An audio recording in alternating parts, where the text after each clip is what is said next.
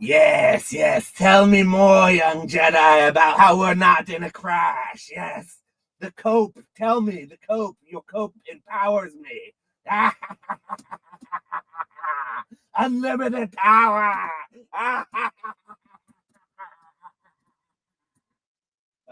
Welcome back, everyone. Welcome back to Cardboard Hands. As you can tell, we're in the middle of a heated debate here, and I have to know. Tell me, Nick, are we in a crash or are we not? I don't think we're in a full blown crash as of yet. I think things are cooling off a little bit here and there. I think some prices are retracing, but nothing like too insane that would like make me super concerned. Like I've actually been going through. I do this maybe like once or twice a year, but I go through everything and like make sure that everything I have is like listed, that like prices are updated, all that sort of stuff, so that I don't have like something listed that I don't actually have in stock. Anyways, some stuff I've had to like correct down in price, but like one card I remember specifically was like one of the Crown Zenith Pikachu's. These cards were like $20 or something, I want to say raw, and I think I like reduced it from like 250 in a PSA 10 down to like 200. So that's like, oh, that's like a 20% correction. But it's also a $20 card that even if you count grading as $20, that's 40 into 200. So it's like you went from making like absolutely insane money to like really good money. You know what I mean? So it's not like it is a correction, like it's a sizable, but I think it's more because like stuff was so expensive, like the premiums especially on certain graded cards were so high, and I think a lot of that is just because PSA is taking forever to turn stuff around, and the demand is like really high, so people just want stuff. So like anybody that gets like especially English, I mean anything, honestly, it doesn't even matter if it's like Chinese, Japanese, whatever, in this market, like everything's ripping. But uh yeah, I don't know. That's where I'm at with it. What do you think, Senator Palpatine? All jokes aside, I will say that I do think this is the promised crash that we've been talking about for like the last 6 months to a year. That I've been continuously proved wrong about time and time again. Whenever I cry wolf or chicken little and say the sky is falling, and you guys, he's been saying it for years that the Charizard set is going to be the set that crashes it. But he's crazy old card shop there. He's just yelling at the sky like he always is, saying, "Oh, Pokemon doesn't always go up. Be careful. Make sure you sell cards while it's good to sell, and don't get caught on the downturn, because when it is, it's going to be too quick. It's going to be too quick for you to be able to get out." And so here's the thing. Look, guys. No matter what my podcast co-host tries to tell you, how everything's fine and the sky is not falling and how your cards are going to magically go back up, he's still reeling from the 25% Bitcoin loss here, and he's still in the copium lands. I can see the smoke in the air over there. And I understand where people are coming from when they're saying that this isn't a crash or whatever, because I totally get it. There's a lot of money still out there, a lot of it rolling around, tons of money to be made. And this has always been the case. This has been the case during a bear market, during a bull market. And the case with Pokemon right now, and the reality is, even though I'm sitting here making jokes about a crash and saying it's the worst case scenario, it still hasn't gotten to the point where we're really crashed yet, guys. Like, people need to really calm down, because booster boxes are still, for the most part, what is Phantasmal Flames? $300 a box, 200. Oh no, it went down to $275 a box now. Get out of here, you guys. Like, that is ridiculous. That is still irrationally exuberant. That this is a brand new set that just came out.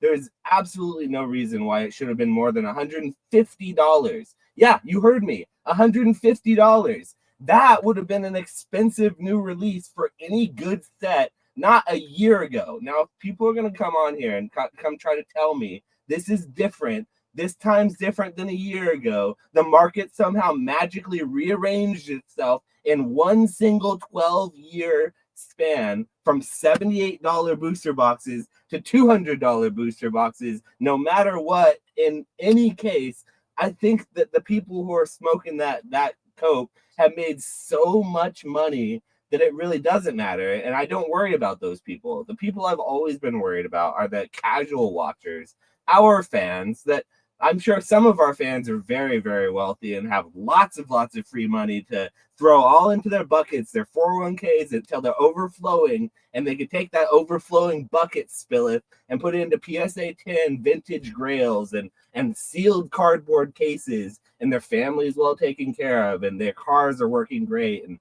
all of their everything is taken, their T's are crossed and their I's are. But let me tell you, that's like a small percentage of the reality of what Pokemon collecting is. I mean, I would like to say that even my friends who are good in the space and understand financial literacy aren't even that financial literate. They probably, none of them should be investing in Pokemon. The word investing in this space is so foreign to me and has been so foreign to me that it's like I don't understand how it ever got so used so like ubiquitously by the community, and so like confidently that it outperforms all these, like, you know how many times in the last year that I've had to sit here and bite my tongue watching the YouTube thumbnails of some of like the most popular videos that God I'm not watching, but I can't help but sit there and watch them gain more and more views and subscribers. And all they're really saying is, hey guys, Pokemon can't go down. It's just keep going up. Look how much more it's gone up than the stock market. Look how much more it's done this, blah, blah, blah, blah, blah, blah. Look at how much it's outperforming this asset, this asset. So clearly it's a new asset class. Clearly you have all freaking lost your minds. It is a card game that none of you know how to play. I know how to play it better than most of you do, who have thousands of dollars in it. And you probably don't even read the cards because you're investing in a different language or something. Okay, anyway, $5 booster boxes or $5 booster packs are still way too expensive. That's my whole point in this whole rant. If you think that $180 a booster box is cheap, or that is as cheap as it's ever going to go, I really want to know in the comments, how much is the stuff that you're smoking? Is it really expensive? Can I have some of it? I'd like to try it. Like, what's going on with that? Because it's really, really good apparently. But I don't know. Calm me down, Nick. Am I all wrong? Like, am I crazy here? Have I been taking the crazy pills, or am I finally, because the market has finally done what I've predicted, am I able to be vindicated? I think. Well, I mean, I agree with you that like 280 isn't low. I actually bought 4 cases of Phantasmal from Winona for all 4 cases was like $6,025 shipped, so like a little over $1,500 per case. And like I feel like it could go down in price for sure to cheaper than that, but I'm also glad that like I bought Winona's like destined allocation, you know, because like I never got another chance to get in, so I'm glad I got the 5 cases. So I'm just like hedging the possibility that like it doesn't go below like 1,500 a case. So yeah, I don't know. Like I think it's expensive for sure, but I also don't want to like miss out on just having it because I really like it. I think that Charizard's like pretty insane, and I think that like Obsidian sucked kind of, and like it was $80 a box for a long time, but even like that's ripping. And I mean, it's just subjective. It's not like any sort of data, but like the Charizard in that set is like not, in my opinion, like anywhere near the Charizard out of Phantasmal Flame. So if Obsidian can go from 80 to 300 or whatever it's at right now, to me, the new one is a lot better. Like I don't know, I really like it. So, but I don't. Yeah, I do think it's okay to sell. I'm kind of like the one thing, and I guess it's like easy to say in hindsight, but like I bought a bunch of those Hiroshima Pikachu boxes, and I think those were like 350 or something on eBay, and I had pre-ordered a bunch with Kai for like, I don't know, like $125 or something like that. So just like as soon as we got them in, like we were basically up a bunch, and now they're kind of like coming back down because Pokemon Center Japan announced that they're going to do like a restock of them. So, but like, do I wish I sold the top? And like, kind of, but I also don't know they talk about this a lot on like the stock, like the investing podcast I listen to that like financial advisors run. But like basically they'll basically say like it's so hard for you to like get back in once you sell. Like if you sell the high and then it drops and it's like a good price now that it's dropped, like it's hard for you to get back into the trade. Like there's a weird psychological block. So Oh, me can we now, like dissect that? Because I'm gonna forget after we go a lot more that specific thing. And I think it's a really, really interesting point. I really want to dissect that a little bit more if we could, because I actually very much so disagree. And specifically with this podcast, a big portion of what I wanted to talk about is how it's okay to miss out and how there's always, specifically in Pokemon, the next big thing, and you can always make good money on it no matter what. In a bull market you can make more money, and in a bear market you can still do well. You just have to pivot and do a little bit. So I actually definitely want to talk a little bit about that, what you just said, because it's kind of the opposite of the feeling that I was having before this, is that like it's good to miss out in some regards if you went really hard and you were hedging your bets, but you didn't want to like have that downside risk if it could ruin you if you're going too hard.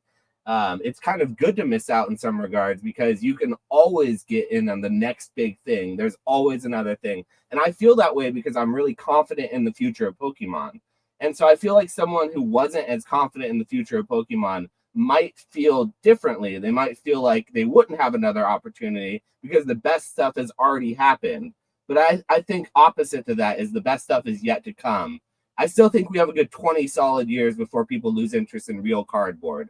I do actually, like we've talked about on the podcast before, think digital assets are not now specifically, but like in the future, probably going to overtake physical assets eventually if the world keeps moving technologically like it could. But I could be wrong about that too. Maybe we're all making sourdough bread, and we're making our own electricity out of potatoes and using water wheels, and it's a whole different kind of world in 20 years from now. But I'm guessing we're going to move forward, and I would assume that like cardboard is like sort of something that deteriorates, and even if you put it in plastic, it's like a very temporal thing, and I feel like it's not very permanent. And so like there's better ways of having a card game and having a collectible be more permanent. And yes, it would get out of the whole like grading thing. It would move away from grading, which would be a huge difference for the hobby, but it would just be a shift. And I feel like it would be important for like the prolongivity or prolonging the actual game itself.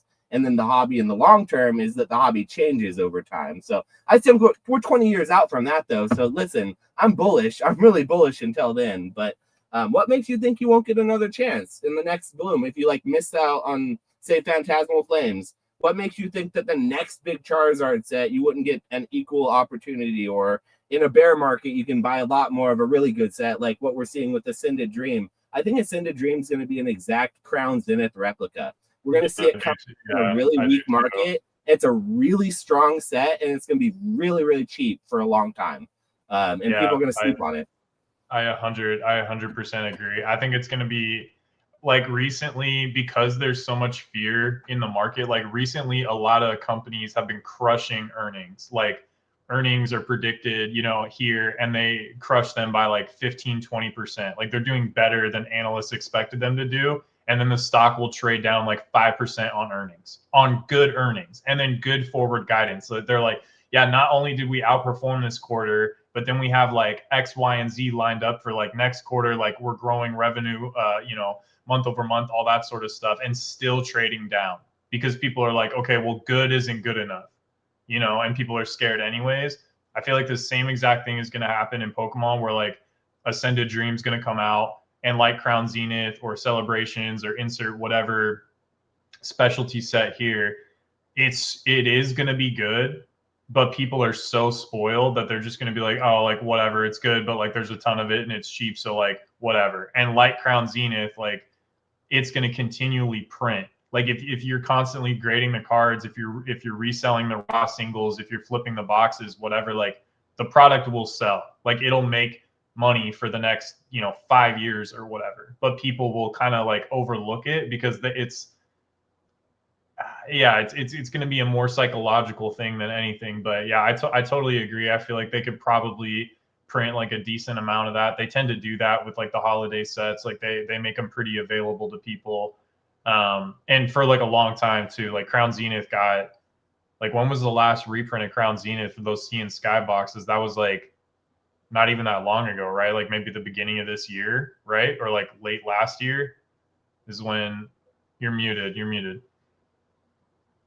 It's supposed to be over, the Crown Zenith reprint, but I do feel like I wouldn't be surprised at this point if we saw another one. It's like, hey guys, Walmart's getting a Crown Zenith box. It's gonna have blah blah blah blah blah blah blah. It's like, oh my gosh, what are we doing here? This is crazy. But they do have really no window for true reprints that they couldn't use. And if a set is that in demand and they feel like there's money to be made on it, I don't see why they wouldn't go back to that watering well. I mean, we saw, and I always use the endless treat that is Hidden Fates as an example, but Hidden Fates got a reprint 4 years out, like 4 years, I mind you, of ETBs. And there was at a time and place in Pokemon when people said that only booster boxes and sleeves got reprinted. They said never Elite Trainer boxes. It was on the table at that point that they never reprinted ETBs. That was a thing. And people thought it was because it was hard for them to make the dice, hard for them to make the inserts. They just couldn't reprint or remake those products. And it made sense. I understood it. But then one day, guess what they did? They reprinted ETBs. And ever since then, they've done that. So Pokemon can always change what they do. This is first and foremost. And this is why I've always been really against serialized cards in Pokemon, is that it's first and foremost to them a game. And for it to be a game, it has to be accessible to the people who are buying it. And they don't know if the people who are buying it, if they're buying out all the shelves, if they're buying it for investment purposes, or because they need it and they need to rip those packs for the cards and then sell those cards. Because people don't understand this, but in Pokemon pre-2016, the only way to make money was interacting with Pokemon through the players. You would rip product, look for good uncommons, good energies, good playable EXs and full arts and cards, and you would sell those to then get more product, to then rip more product. But you weren't like grading. I mean, some people were, but not as many were. That wasn't really the name of the game. The money was to be made in bulk, in like playable cards, and that's still what Pokemon focuses on. I think, yeah, now they look a lot more at the collectors and they focus more on collectors because they make UPCs, they make these like big. Yeah, I don't think it's ever. I mean, I still think they focus, because if you think about it, like every specialty set is a reprint set. Like all the shiny sets, they're all reprint sets. So like I don't know anything about playability, but I know the cards,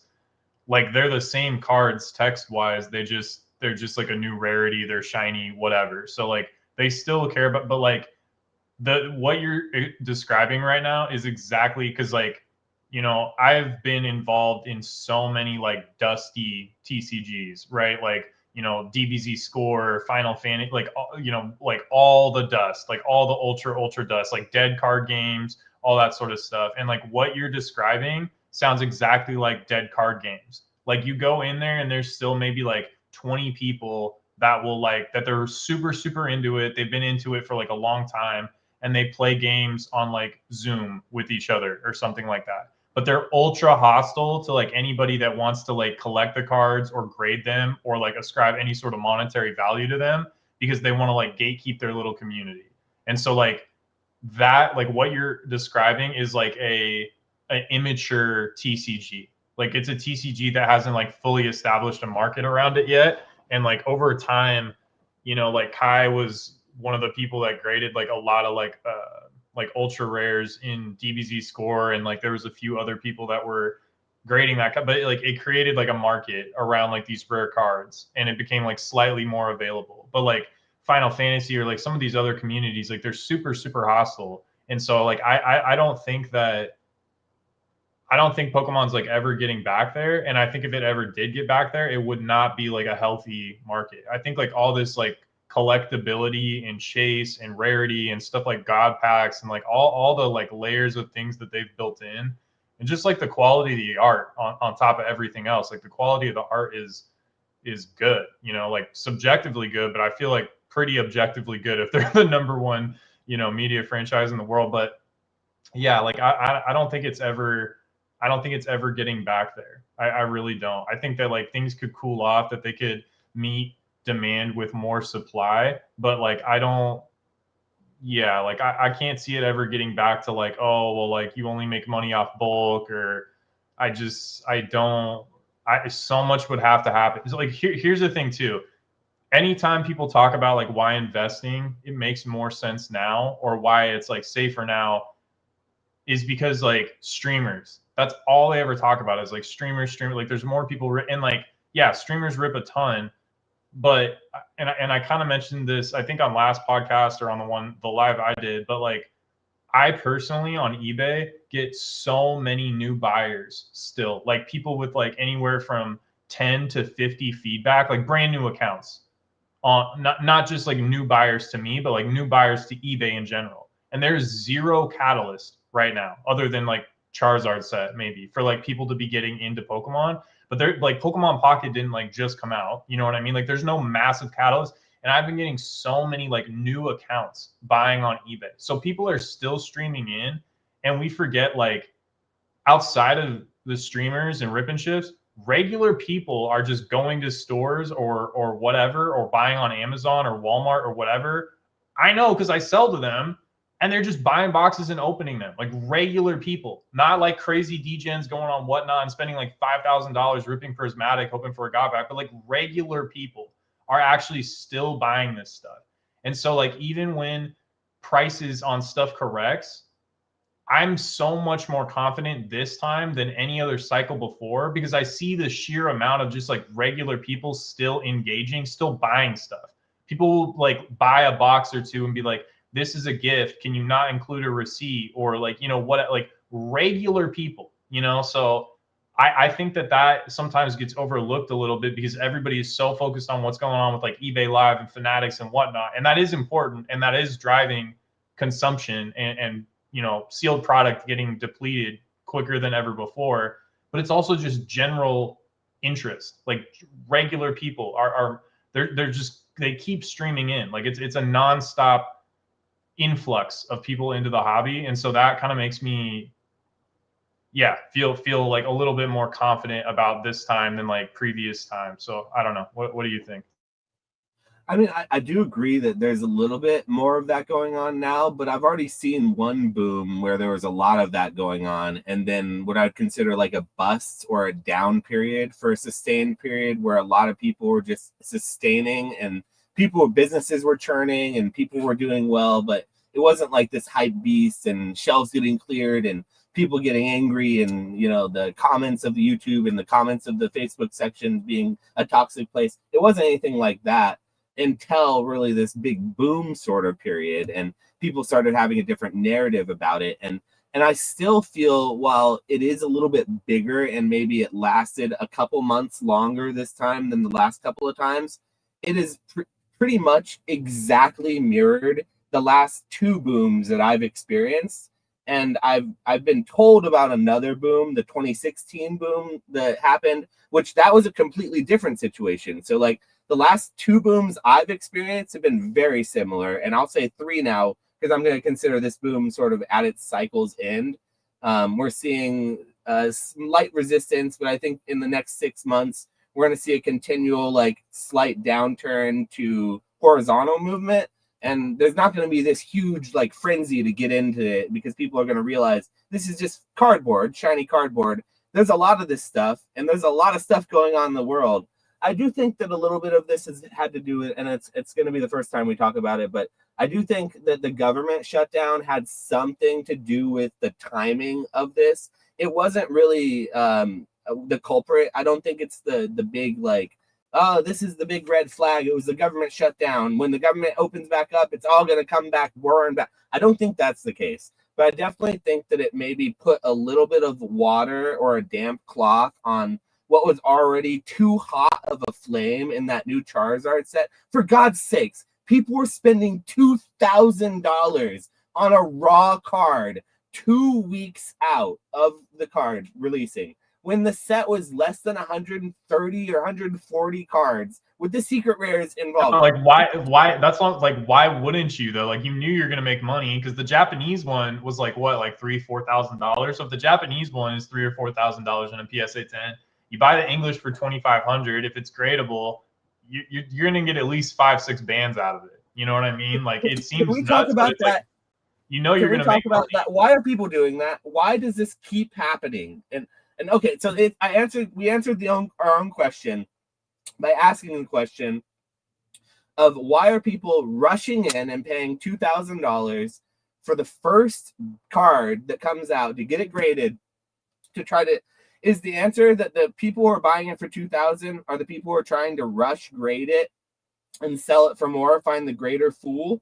Because essentially what they're looking for is a greater fool. If not a single person who rushes in at $2,000 is planning to keep it, if every single one of them is just rushing to the door to go straight from the P.O. box to their grading room, to then send it to PSA, to then send it to get auctioned, if that's the plan for every single person, is it just a race? And that's simply what it is. And there's nothing else about it.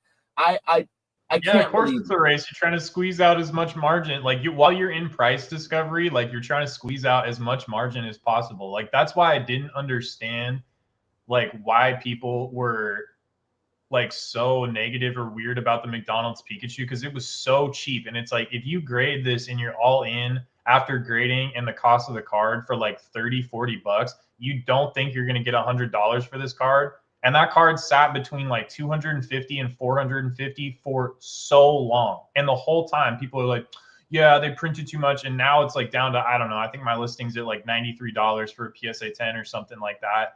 But like, that's still crazy margin. Like that's still insane margin. So the whole time, whoever was like negative and bearish and didn't want to like jump in the pool, like didn't want to dip their toes in the water. It's like, dude, you missed out on, but it's a race. Like it's how much margin can I squeeze out of this? And then it's understood that it's going to crash though, that you're going to lose money. It's not even like so much that it's price discovery. Like this happens in the stock market too. Like when a new company IPOs, a lot of the time the chart like starts way up here and eats absolute doo-doo. Now, like over the course of the past like year or so, like a lot of IPOs that have been like really hot, like start here and sort of like rip, like Circle, but like Circle like went crazy and then now is like traded down like quite a bit from the top. So like the same sort of price discovery happens in every market. I'm not saying it's smart, but like in some cases, understand that. Okay, let me rephrase that. You are trying to squeeze out as much margin. That's not for me. That's what I should say. But like after a certain point too, like after a certain point, things tend to like trade in like a tighter range. Like the older it is, the less volatile usually it is. That's when I'm more apt to get in after it starts trading at what I believe its true value is. I'm more likely to get. My question is why rush in unless you're trying to make a lot of money on it? And if that's the case, I sell mystery. I sell mystery bags. But that's it. That's what that like. It's not any deeper than that. Like it's literally like that's all it is. It's like if you contend that's all you're making money. Period. Like that's it. That's all. It's like that you doesn't feel gross. That doesn't feel what? Gross? Like that's not. Like, it's a market. Like, dude, you know how? Okay, like Greninja, right? We're like the Greninja that came out, Crimson Haze or whatever. I bought a bunch of those. Wasn't first to market, but was like pretty close to it. And I was just selling them for what market was. But I was selling them back then for like 120, 130 bucks. I think that card's like $360. Did I get taken advantage of? You know what I mean? Whoever bought that for $120 from me, 3x their money. So it's like you don't always know. Like most of the time, it does feel like, yeah, like stuff starts out really crazy and then cools off a little bit. But sometimes it doesn't. Sometimes it 3x's. You know what I mean? Bubble Mew, same thing, dude. I sold hundreds of those in PSA 10 for like 115 bucks, or what is that now in Japanese? A $500 card? Was it? Did I take advantage of? Like, no, it's a free market. Like, it's capitalism. It is what it is. Oh yeah, so that card was though. That card was like a sleeper hit in the set. The set was out for a long time before that card really exploded. So in that case, I agree that's probably the case with Bubble Mew. But in almost every other case, I think the chase of the set almost always outsells in the very beginning of the set. Even in the bull market, it outsells the first couple of sales. And I just was wondering. Remember when Moonbreon was like a $350 PSA 10 or something like that? Maybe it was like $650 or something like that. What is it now? $3,000? The market's corrected on that big time though, because the market was wrong about the Moonbreon. The market can be wrong. I'm not talking about when the market's wrong. I'm talking about in most cases how the market typically reacts. They overpay. Okay, so we had the first English Charizard sell for like $4,500 in a PSA 10 recently. Do we think that card's going to go up, or do we think it's going to go down after that sale? In the short term, probably down for sure. So the person who bought that card, are they just a hardcore collector with more money than sense, and they feel so good about being that high first sale they really don't care, or are they thinking that they're going to get more out of it in the long term? I'm wondering. I'm genuinely wondering this. I don't know. Like I try not to think like too hard about it. Maybe it's just a streamer. Maybe it's a streamer that's like, I can get $5,000 for this on stream, or make this like the hit of a bag or something. Like I have no idea. I really don't. But like, this is why I don't like grading. And I also think a lot of people don't care. Bad for the hobby when that type of stuff happens time and time again. I sell mystery bags, right? So I have the worst reputation out of anyone you could possibly, like, according to the internet, mystery bag salesmen are the scum of the earth. And I feel like that the people who sell first to market and play those race to the market games and sell to those poor fools for those high prices are far more. I feel like they would have a harder time sleeping at night if they actually understood what they were doing, who they were selling to. And I just wonder who the people buying are, and how long it takes them to literally leave the hobby, to literally buy that card and then exit the hobby after they just get burned so hard. Is that what happens when you buy a $4,500 English PSA 10 Charizard from the new set? And I don't think, first of all, like the same people, like people will on one hand say that like it's so bad to like, you know, like, oh, you sell these. But then the same people will be like, oh, well, like if you're a true collector, you don't only think about value. You guys think about value. Oh, investors only think about value all the time. So it's like, all right, well, you can't have your cake and eat it too. If you're not concerned with value, who cares if you paid $150 for a card and it goes down to $100? You know what I mean? Like who cares? Like it just is what it is. Like it sucks, obviously. Like you want, but like. No one has any idea. No one has any idea. Like Van Gogh, what is Van Gogh, like 1,700, 1,500 in a PSA 10? Those poor fools. Anyone who bought it in 2,000, maybe, 2,400. Maybe. Like I don't know. But like same thing. Like Stampbox Pikachu's. I remember those used to be like 400 or 500 in a PSA 10, and then they shot up to like 900, and then they came back down to like 500. Now I think my listing is at like 1,950. So it's like 4x off the bottom. Yeah. So like you have no idea. Like you have, and again, back to the thing. Like some people just don't care about value. Like some people genuinely do not care. Trading cards. They're trading cards. There's not a tangible value that any of them has to have. Literally, it can change day by day. You know, Gengar wasn't considered the number one collectible Pokemon for a long time. I think we mass focus on the value, but like, okay, for instance, have you ever bought a game on a console and then like 7 months later, Nintendo or whoever does a bundle sale where it's like 3 games for $24.99, and you're like, well, I just paid $69.99 like 4 months ago for that game. But do you feel like, oh, I'm going to stop playing Nintendo games now because I feel like I got ripped off? No, you bought the game because you wanted it. You have the game. Who cares that it's now 24? Okay, like, here's the thing though about that exact situation that I will say. I've now learned over the years that I've been playing video games that if I want the game, I don't need to play it on release with everyone else when the game's $70, $80. I can wait until that's the when end it's of the year. Most fun. That's when it's most fun, and you want to play with your friends. It's the same amount of fun at any time. What are you talking about? A game is a game, no matter when you play it. Like you don't have to play it right when it comes out. Like I feel like that's totally. If it's a multiplayer game, though, not a good game. If it's a multiplayer game, like you definitely want to play it when it comes out because that's when like all your friends are on playing it and stuff. So like it's like, okay, it's $60, $70, but like all my friends are playing it.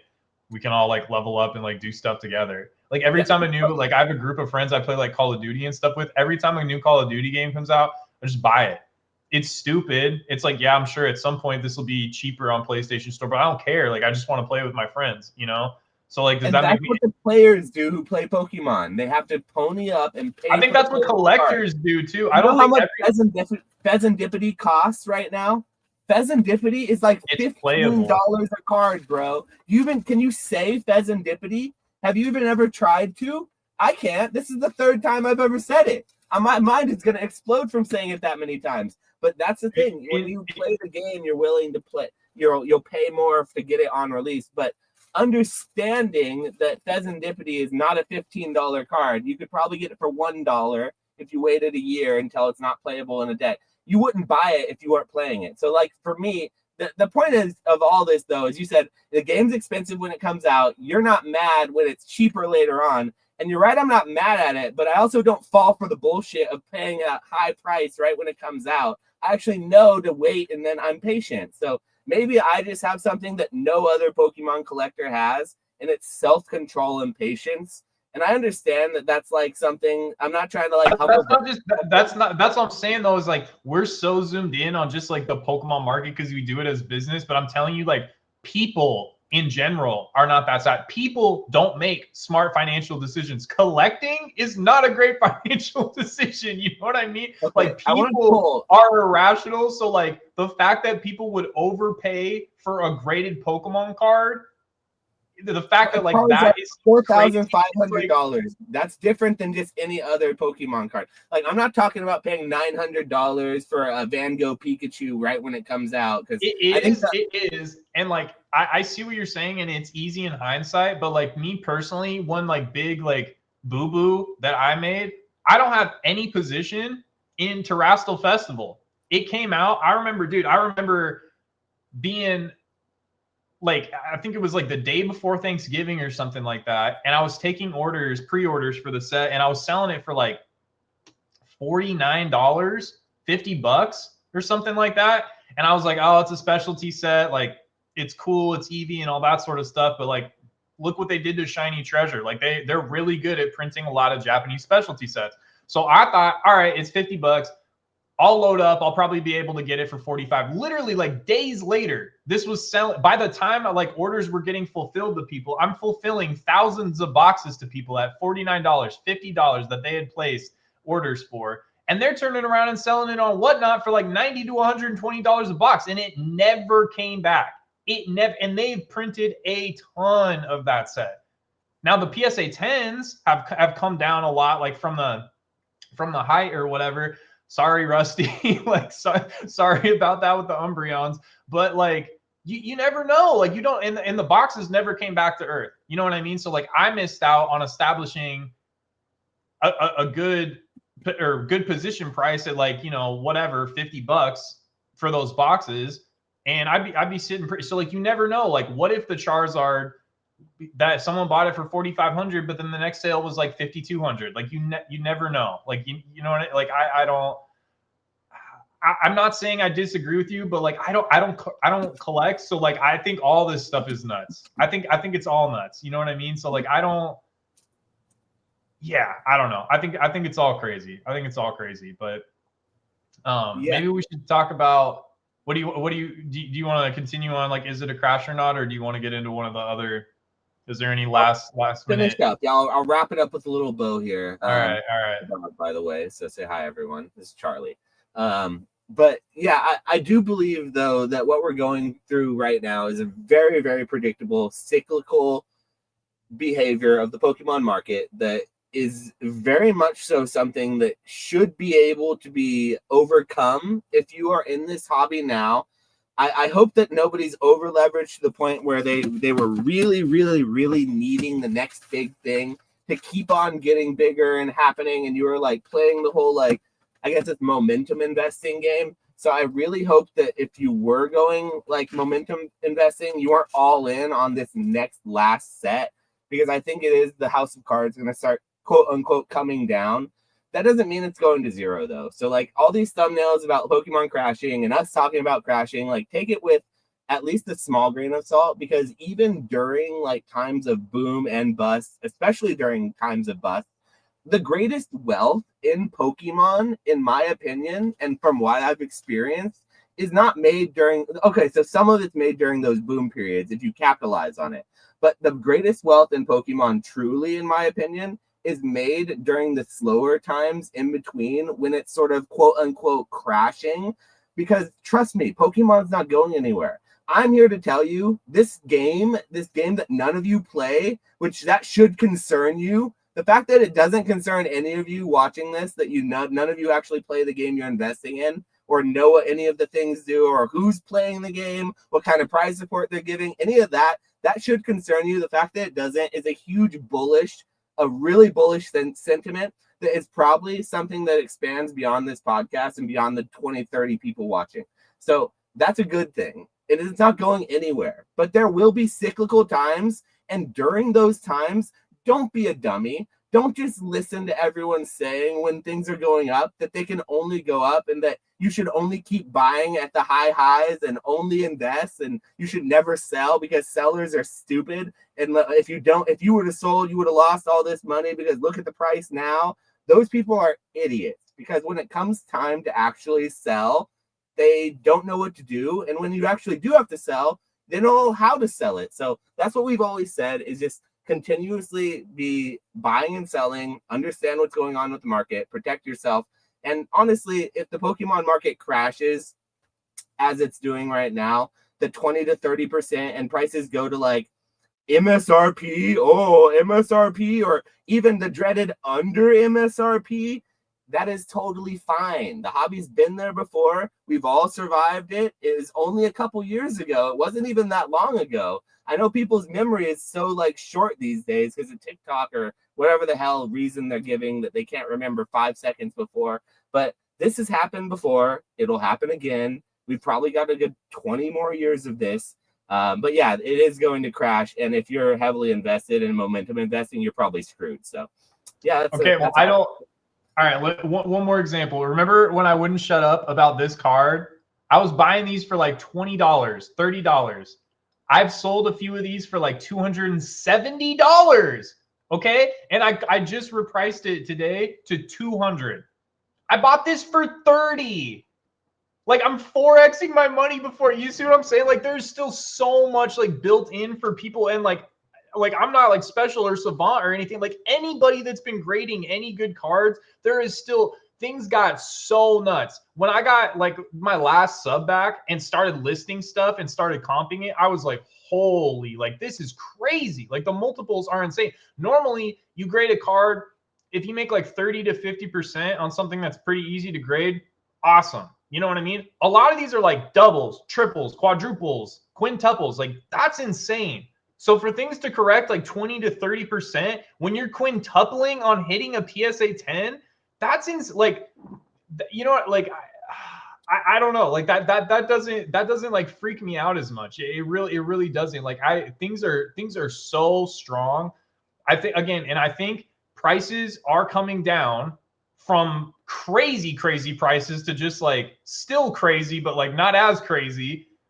But liquidity is still so high. Like it is like things sell so good. I don't know about like local shows and stuff like that. Like I just sell online and stuff, but like liquidity is still so high. And Kai sent me something earlier. I guess like PSA is increasing their turnaround time on bulk to like 95 business days. 95 business days. What even is that? That's like 6 months, 5 months, 6 months. That's crazy to get bulk back half a year.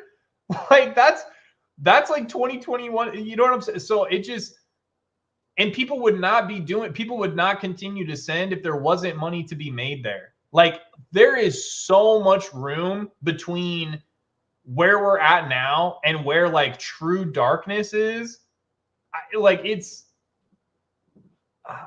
not saying Burger Pikachu is graded in less than a month is pretty much true darkness. And what you just said you can still make money. That's what I'm saying. The card was $10 to $15. It came with another card that you can sell for like $3. So like let's even say you paid $20 per pack and you graded for 20 all in. You're in for 40. My listing on eBay right now is $92.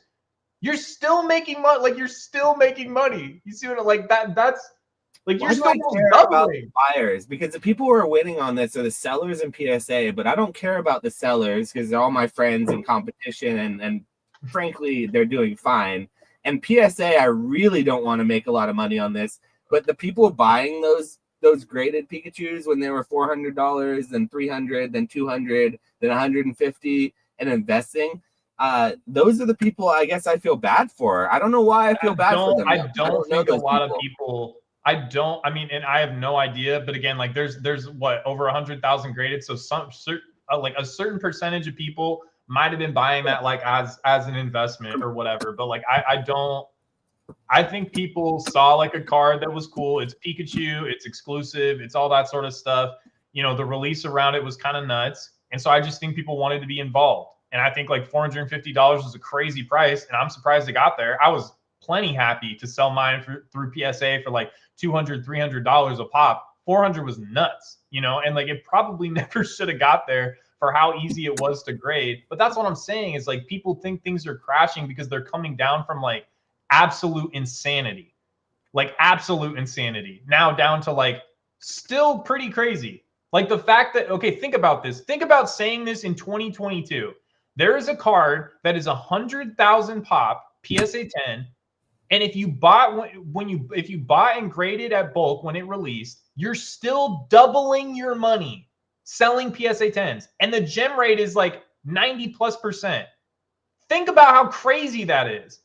That is in no way like, oh my God, like, yeah, things are really cooling off, guys. People have no idea. You should be able to make $10 max on that card after grading, fees, shipping, all that stuff. You should be making $10, maybe $5 for how easy that card is to grade and for how many, but you're not. You're almost doubling your money.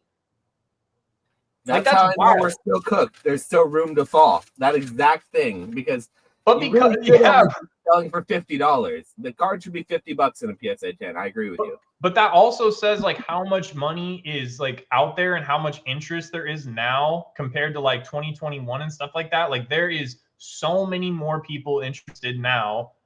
And I think it's a lot more organic now than it was in 2021, because I think a lot of 2021 was like the checks and the nostalgia and COVID and all that sort of stuff. There was none of that this time. There was no like insurgence of liquidity. It was just general interest and maybe Pokemon Pocket 151, all that sort of stuff.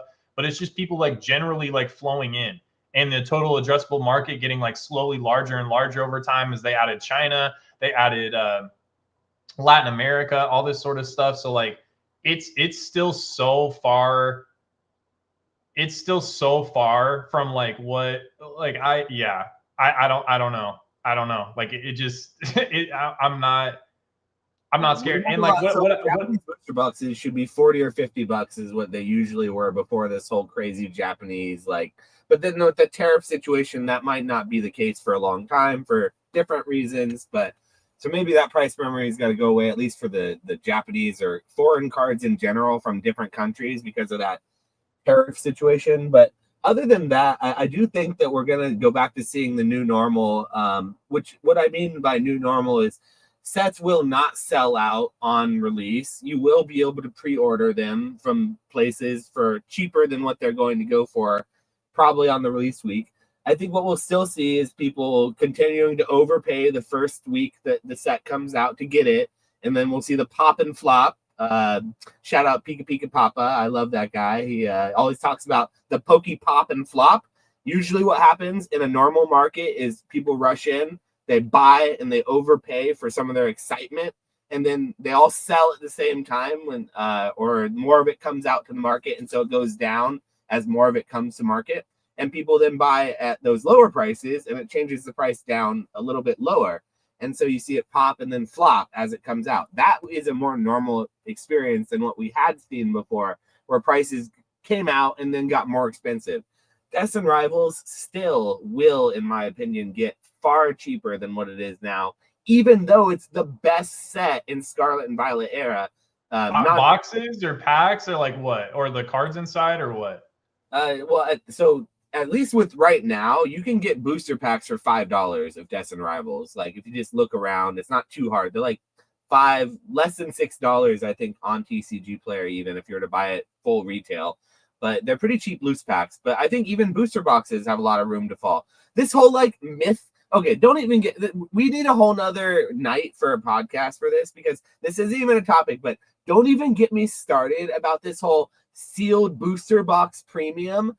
Listen, when you are buying things in bulk, when you're not getting a promo, you're not getting a whole bunch of packaging, when you're not getting a big UPC, the price per pack should be less than the loose price per pack for booster packs. That is Absolutely not. the way that it works Absolutely now. not.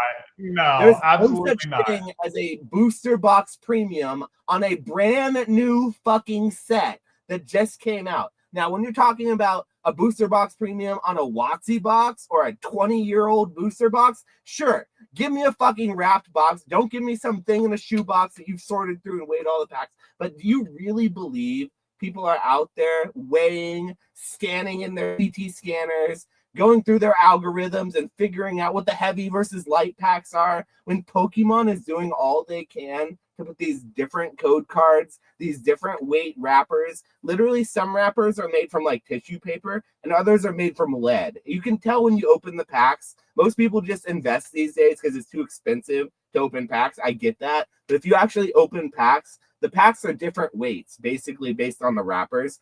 You can't really fuck with modern packs. So why is there a huge booster box premium right out the gate? That doesn't make sense to me. Make it make sense to me.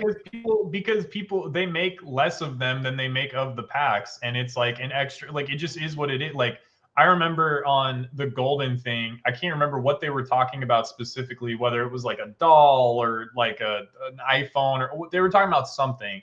But the dude basically just said like collectibles, like in general, not just like talking about like whatever specifically they were showing, but he was like collectibles in general lose 85 to 90% of their value as soon as they're opened. So like even though a pack is still sealed, it's not like that's what I mean. booster It's box sealed. Why does the extra cellophane give it an immediate? Now I get it if you get extra because there's less of them. There's less of them. It's the same, and that's why generally if you can buy like good specialty stuff like UPCs or bundles for the same price as loose packs, they're usually a buy. And if you have bought that kind of stuff every single time, the loose pack premium, like there's no premium to loose packs, you've done really well. Because it just shouldn't be like that. They make less of them, which is why I pay more for the boxes, which is why I bought like another 4 cases of Phantasmal or whatever. Like it could come down, but it's like I'd rather have it than not have it. And like I know it's gonna appreciate well. Okay, let me ask you this: 2026. So yeah, November 20th, 2026. I haven't sold anything sealed wise this entire bull market. I've sold nothing. Do you think in a year from now I will be happy I made that decision or angry? What do you think? One single year from now, One single year we from may now, be well into another bull cycle. So I think you'll be totally fine and rewarded for not. If we're talking 6 months from now and you need the money, absolutely, you're a fool for not selling in this last year. A fucking fool. I know that you don't need the money that bad, though, and I know that you are doing okay so that you can actually invest in that. But, like, if you were in a position where you actually needed the money and you need to be able to be liquid and freed up, to be quite frank, in a more realistic position to lots of the people watching or who are going to watch this, in that they view their Pokemon cards both as a collectible piece, but also as a fallback that they can use to, if things are rough, they can sell easily and quickly and at least get more than what they paid. I think a lot of those people who actually paid high during this last, like, for example, if they bought at the exact same rate you bought for Phantasmal Flames and they wanted to sell a booster box in 6 months from now, do I think that the booster box is going to be more than 300 in 6 months from now into a bear market? Absolutely not. No, absolutely not. I think it's going to be less than 200.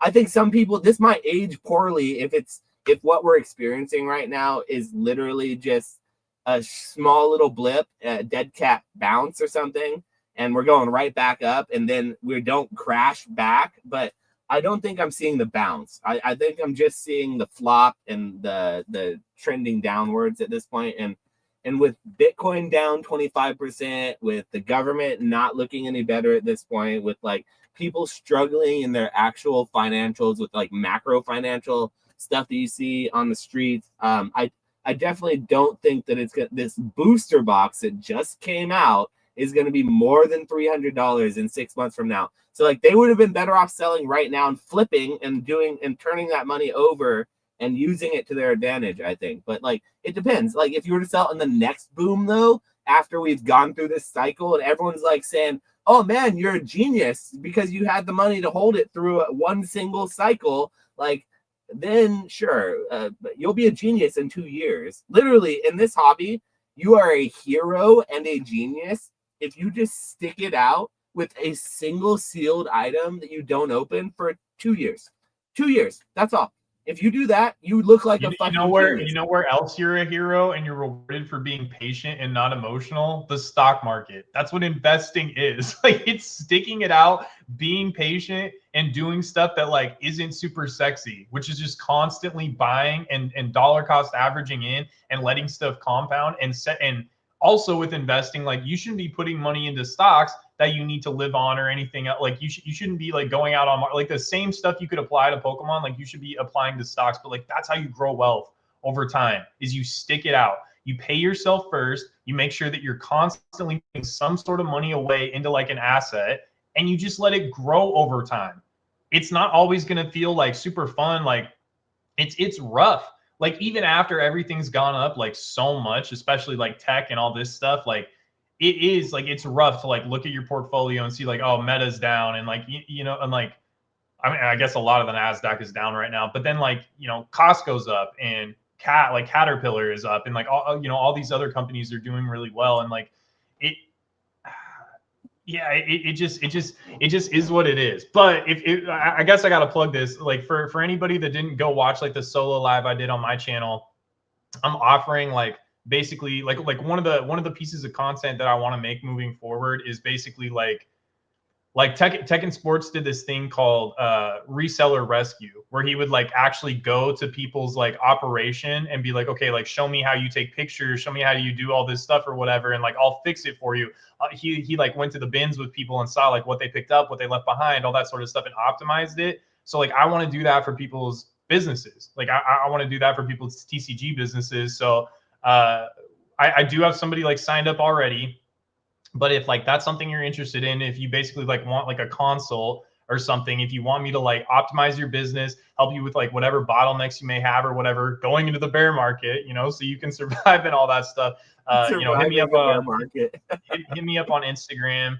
We have like the first person signed up already. I'm probably going to do that like shortly after Thanksgiving or something like that. But yeah, I think now is the time to like really get like set up and I don't know, man. Like I'm now's super... the time to be excited, guys. Like I agree. Yeah. Like this is the time when anyone who is sitting on the sidelines, who's been frustrated at all about not being able to buy product or the market being intangible or you can't realize, you can't even understand what's happening, or maybe you have interacted, but it's still like you're like me. You're interacting, but it doesn't make any sense to you, even though you continue to interact in it. This should be exciting for you. This is a really exciting time because this is when the hobby gets fun. Like this is where you have to actually start being creative. Like literally everything you buy doesn't just raise in price. Like you have to actually pick good cards to grade, find cool promos, actually look at the sets before they come out and decide what you think it's going to be worth, not just click buy and say it'll be worth more later and not think about what you're buying. Because there were times a Stellar Crown in the last couple of years that we were seeing a Charlotte Fable, the entire Scarlet and Violet era, the entire fucking era sucks. Oh, excuse me, I had a bunch of I got stuck with, there's something in the air. I think the Scarlet and Violet era, I must have let some in this room because it got like infected in the air. I smelled some Scarlet and Violet. It was disgusting. There's nothing. Okay, sorry. Anyway, things get a little bit frothy in these times of hype. And so I'm excited for the Mega Dream and Ascended Heroes that's coming out because we're going to get a great set come out in a time when Pokemon's not just on fucking fire, it's coming out of being on fire. So people are still going to like it. I think it's still going to be very expensive on release, but it's going to be accessible. And I think people are going to get a chance with this set to really go back in on Pokemon, and it'll really hook the people who are here for the long term, who want to be here for longer. But the people who are here just to make money, the flippers, the people who are just like jumping in and don't know anything about the whole situation, they may not be as interested. So we might see some of those unsavory folks leave the hobby. So yeah, I'm happy. Yeah, I mean, I definitely like people that are just going for the low hanging fruit are going to be out of here after things cool off a little bit. But yeah, I don't know. I think now Ascended Heroes and Mega Dream, like, first of all, like I'm not a big fan of the name Ascended Heroes. Super NPC name to me, super mid. Like I'm not super excited about it. I think it's a weak name, but I think it's going to be a strong set. I think it's going to do really good. I bet I will sell more Ascended Heroes than I sold of Terrastal. I think it'll print. Like I think it'll do really, really well. I mean, it's got so many popular Pokemon in it. It's going into the end of the year. English is kind of back a little bit just from like what I've seen from the first two mega sets. Like English quality seems to be pretty good now. Like the foiling is really nice. I opened that UPC and I never open packs, but like I got it for $90 or whatever it was.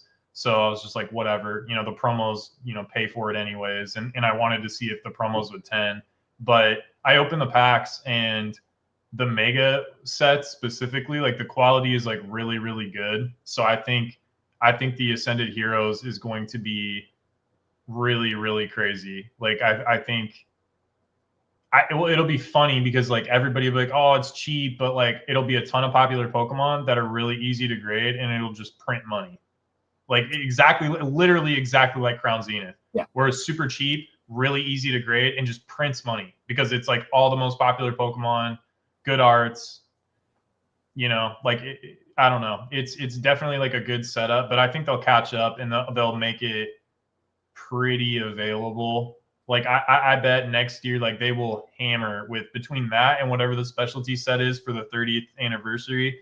I bet that those will be very, very available, like widely available for pretty cheap, probably like $5-6 a pack. So, and if it isn't, then like that's like a crazy like booming, like a real big boom sign. So, and I feel like the art style that they've been going with, and I said this in the last podcast, I feel like, and I'm going to keep singing its praises because I'm so happy to be moving on to this mega artwork with the secret rares that they're doing, like with the trainers and the multiple Pokemon and the kind of the actual action shots instead of like just a really terrestrialized Pokemon with a bunch of gaudy colors behind it. And like, I get that people really like that like Shinji Kanda kind of art, like the Oricorio, I think is that style, where it's just really busy artwork and it's the Pokemon is the focus, but then there's the artwork in the back that's really intense.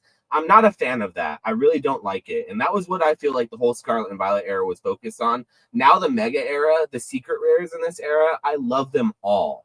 I really, really, truly, I love the Lucario. I don't even like Lucario, but I love the Mega Lucario. Like, Lucario's a cool Pokemon, don't get me wrong. He's definitely a good Pokemon, but like he's not someone that I would ever think to want a card of. But like the Gardevoir card in Mega Gardevoir, it's beautiful seeing the whole evolution line like that on the card, kind of in the card background. It's gorgeous. And like I can go on and on about the Charizard in this new set. Even though it's too expensive, I think it's gorgeous. One of the best looking Charizards we've ever seen. So I think they're going to keep on knocking it out of the park as far as like art is concerned. And I really like the direction that this Mega era is going in. So like for me, in the last era, Scarlet and Violet, I wasn't able to capitalize on a lot of product. Because I was going through a lot of life issues and I didn't have a lot of extra capital to invest in Pokemon. I was just flipping it. It was paying my bills. I was sort of going through the down period and just enjoying my time with it, but not really investing heavily. I wasn't wanting to invest in it though, because the only set I liked was 151. And then at the end of the series, I started liking like Destined Rivals when it was already way too expensive. So to me, I feel like this next era, I'm actually going to want and be able to invest in it unlike I did in the last era. So I'm going to feel more comfortable getting involved with this just because I like it more. So I'm very excited I'm about gonna hold you. I'm gonna hold you to that. Like if by next Christmas, I need to see you with at least one booster box case sealed, sitting in the corner.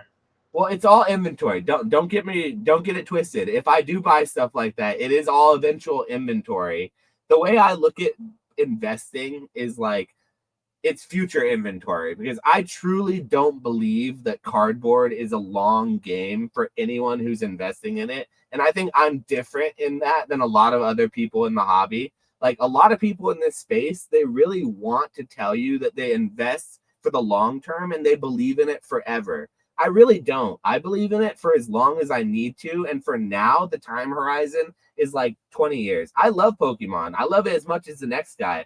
I'm not sitting here trying to like virtue signal and say I love it more than you because I'm going to invest for 20 more years than you, though. I'm going to invest in it as long as I need to until it keeps paying the bills. But don't get it twisted. If another game like takes over Pokemon or Pokemon dies and they make Pokemon start talking That and is it's like, not if gonna it like. ever happens, there are millions of things that could happen that probably aren't going to happen, but could happen. So That many would ruin the genre.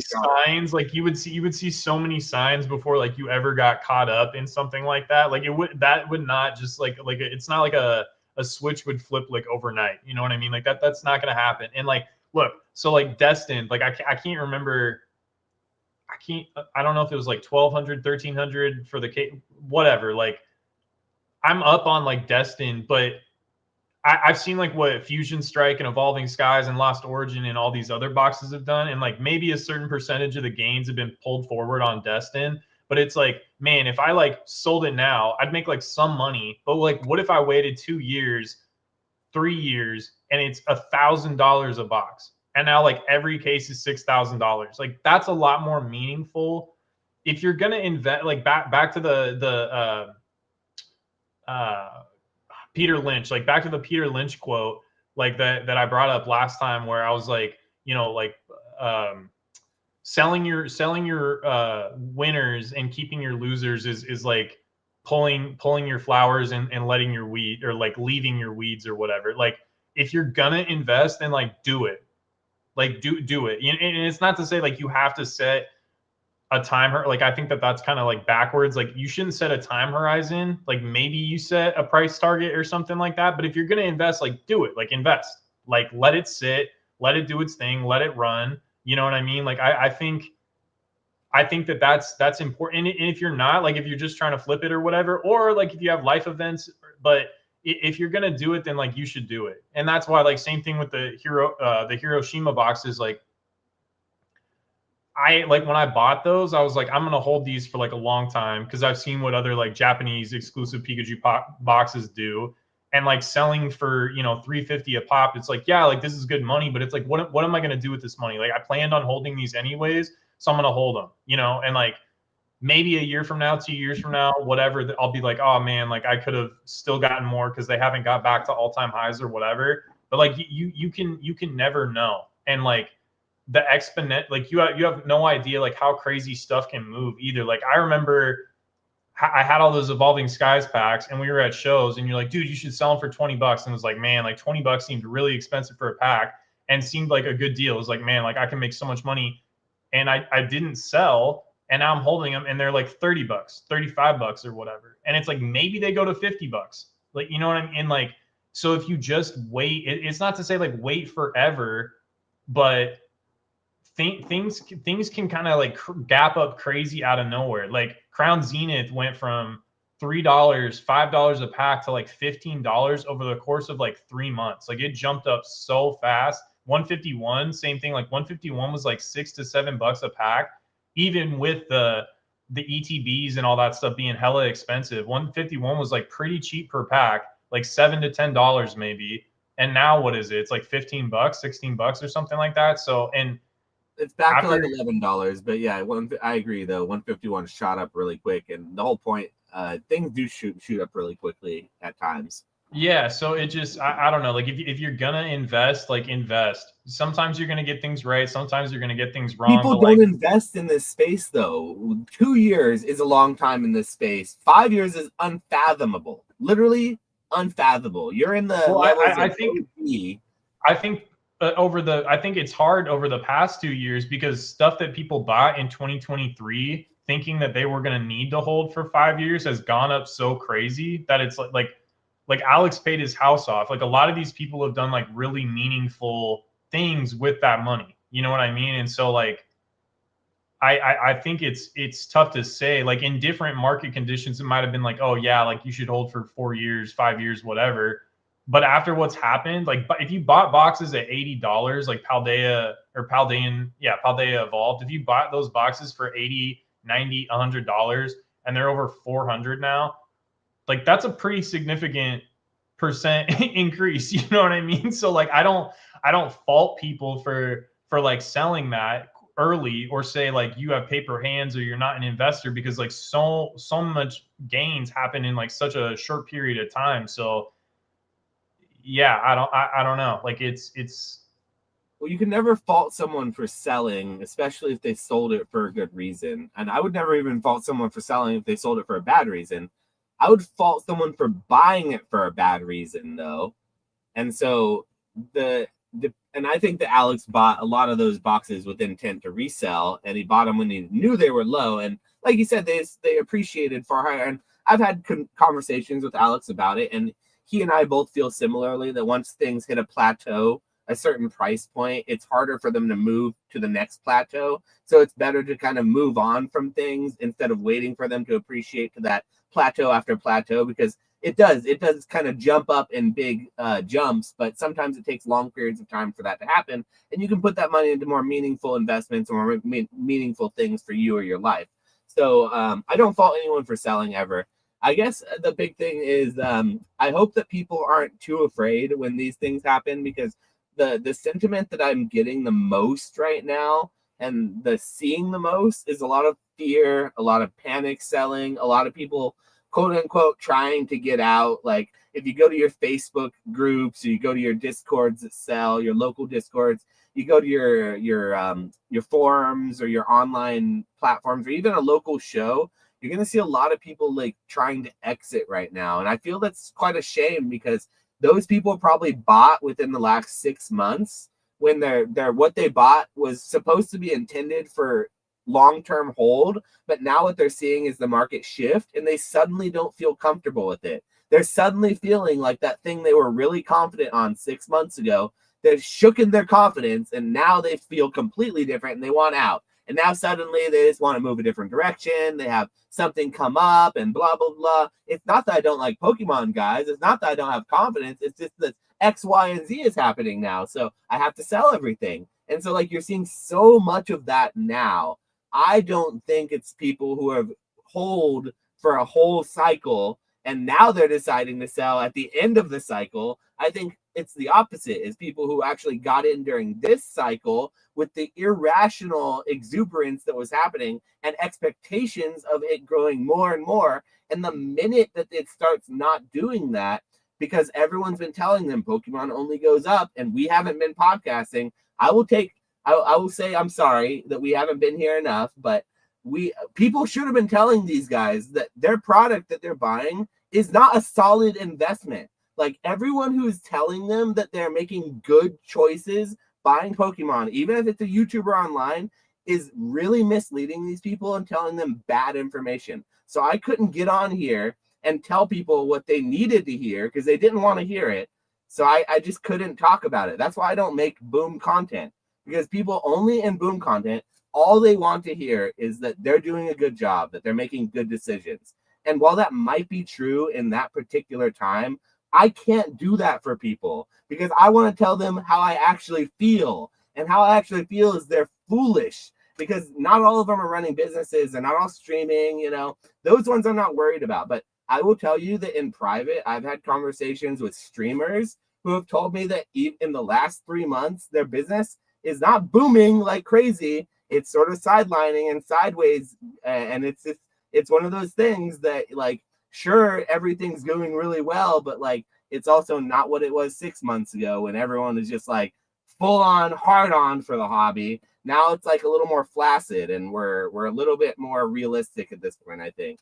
But I mean, I get what you're saying, but like also on the other side of it, just to be like empathetic a little bit, I think it's okay. Like people like when you are successful, like when you do sort of like call your shot and it pays off, I think people want to like celebrate that. And I think a lot of the time, like people want like somebody to celebrate with.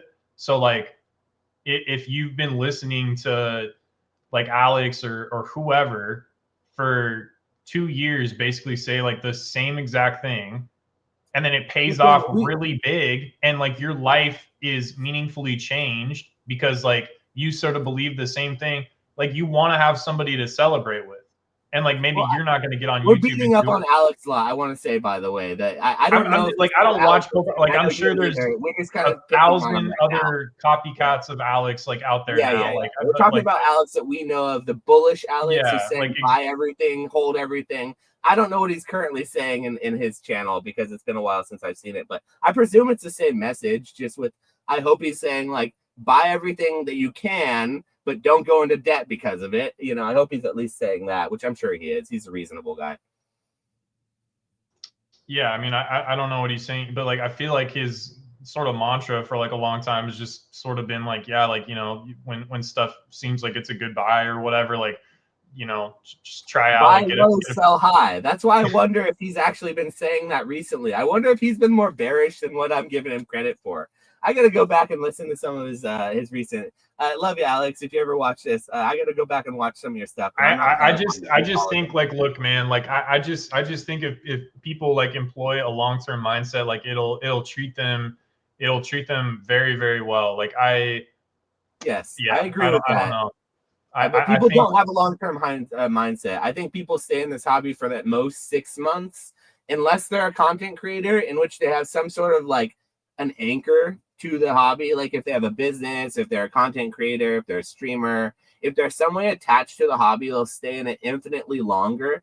But if you're just an average layman who's just interacting with the hobby, enjoying it, there's no reason why you wouldn't enter and leave 6 months at a time for a few months here, a few months there, and kind of get in and get out at that point. So I do feel like it's one of those things that we stay in a lot longer. And so it's our job to help those people and give advice to the people who are only here for a short period of time, because we are here for the long haul, and like we will be here through the downturns, and we'll be here through the upturns, and we'll be having these conversations all throughout. So, you know. Yeah, I just think I don't know. I think I don't know, man. Like I've seen this happen before. I feel like the same exact thing is going to happen. I feel like people are going to get scared and leave and not participate or whatever, and then like they're going to miss out again when things like rip. And like again, to be clear, things are still ripping. Like things are still so nuts right now. Liquidity is so good. There's so much money to be made. If you're not making money right now, like sign up for Retrospect's business consultation. No, like if you're not making money right now, like there is you're not doing it right. Like you're not doing it right. Like there is still so much opportunity, and like if like a little bit of fear shakes people out, like good. Like I really hope it does, because it just creates like more opportunity, and there's just less competition. And it was like that sort of like 2023, even like early 2024, it was like that. There wasn't as much competition. Margins were like smaller, but everything was super repeatable. You could keep on doing it over and over again. And there was just like less competition. Then everything got kind of crazy. There was more competition. And so you had to have like a little bit of an edge, or have places you could get stuff for cheaper or whatever. But I think it'll revert to a time where, because people want like the least barrier to entry, like the easiest possible things that they can do. Like that's what people want. And I don't know, like I see people that will spend so much time sitting in like YouTube live chats or a Discord or a Reddit or whatever, Instagram, like whatever social media platform, but like the amount of time they actually spend on their actual like business or their flipping or their collection or whatever is like so minimal. Like they will spend so much time like listening to content and talking to people and all this stuff, playing video games, whatever, but like actually not doing it. And if you're doing it, like if you spend most of your time doing this, you're gonna get so far ahead. Like it's like I don't know a single person that's been here since the panorama that whose business hasn't done anything other than go straight up and to the right, regardless of what the market is doing. And so like that just comes down to like constantly staying engaged. Like products are going to go up, products are going to come down, but like the only thing you have control over is how much effort you put into this and your like ability to be sustained and like stay here for an extended period of time. That's the only thing you have control over. Like neither of us have any control over like how much they print, what price boxes are going to go to. Like we have no control over that, but we 100% have control over whether or not like we're going to look for like the next grading play, or we're going to buy a bunch of this promo for $5 and sell it for 7 or 8 or whatever, right? Like that's what you have control over. But yeah, and maybe that's like a competitive advantage too, is just like actually doing it and getting, like firsthand experience and stuff like that. I just feel like people just spend so much time doing anything but this, but then have like such a strong opinion about like what's going on in the market. And it's just like, yeah, I don't know. Like, I don't You know want how to get much more money I would make if I didn't have to take this little guy on 2 walks a day? I don't know yeah. how many of you guys have dogs out there. By the way, question and answer. Put some questions down below if you have any questions. I know we've been ranting and talking Oh about long, yeah. Let's before, yeah, leave some but questions leave some in. questions while we talk about this next thing. So Yeah. So I kind of brought this up, like what IP should Magic, because like obviously like I know Magic still does its own Magic sets, whatever they're called, but what is it called when they collab? It's like Universe Beyond or something, right? When they collab with like an Universes IP. Beyond is what they're calling it when they go outside of their typical like Magic the Gathering. Yeah. Okay. Multiverse or whatever. So for the next like specialty Magic Universes Beyond thing, what IP do you think that Magic should collab with? What do you think a good situation would be? So they do a lot of those things, those Universes Beyond, and I traditionally am very anti that in the whole Magic space. I don't really like the whole like meshing of the two worlds. I liked when my Magic was just planeswalkers and the traditional like the typical planes and multiverse that they used before they started adding the Simpsons and the Walking Dead and Fortnite and whatever. But like if they were looking to make a lot of money, like they I'm sure are already doing this, but I personally think the best thing they could do right now, and this is something that like has been a hit in my house recently, but the K-pop Demon Hunters would make a pretty viral Magic set probably, because like the characters in it and the different types of characters would make like different colors and different like cards, and it would just be a good visual set. I bet and it's very viral and popular and everyone loves that right now. And that's what like it was trending like a month ago or something. So like I'm late to the game, but they would probably do well with something like that. I wouldn't be as attached to something like that though. What I would want them to do would go a whole different direction. Like I wish what they would do is what they would go back to is like old dead card games. So like if they went to like my favorite card game, Legend of the Five Rings, and they did like a Magic Legend of the Five Rings set. So like there's no problem with the IP. It's dead already. It's long gone. But if they brought back big characters from that game, like legendary characters, popular cards, and made Magic versions of it, so I could then play it in my Magic deck and get those old vibes from those older games, that would be really, really like nostalgic to me. And I would actually buy that. Like me as a person who doesn't buy Magic would actually buy that. But it's probably not going to happen because there's no money to be made reviving dead IPs that are already long dead and people don't care about, and bringing them back for nostalgia reasons for like the few people who actually like it. Because most people don't know what Legend of the Five Rings is, and no one would buy that. No one would, but it would be a sick set.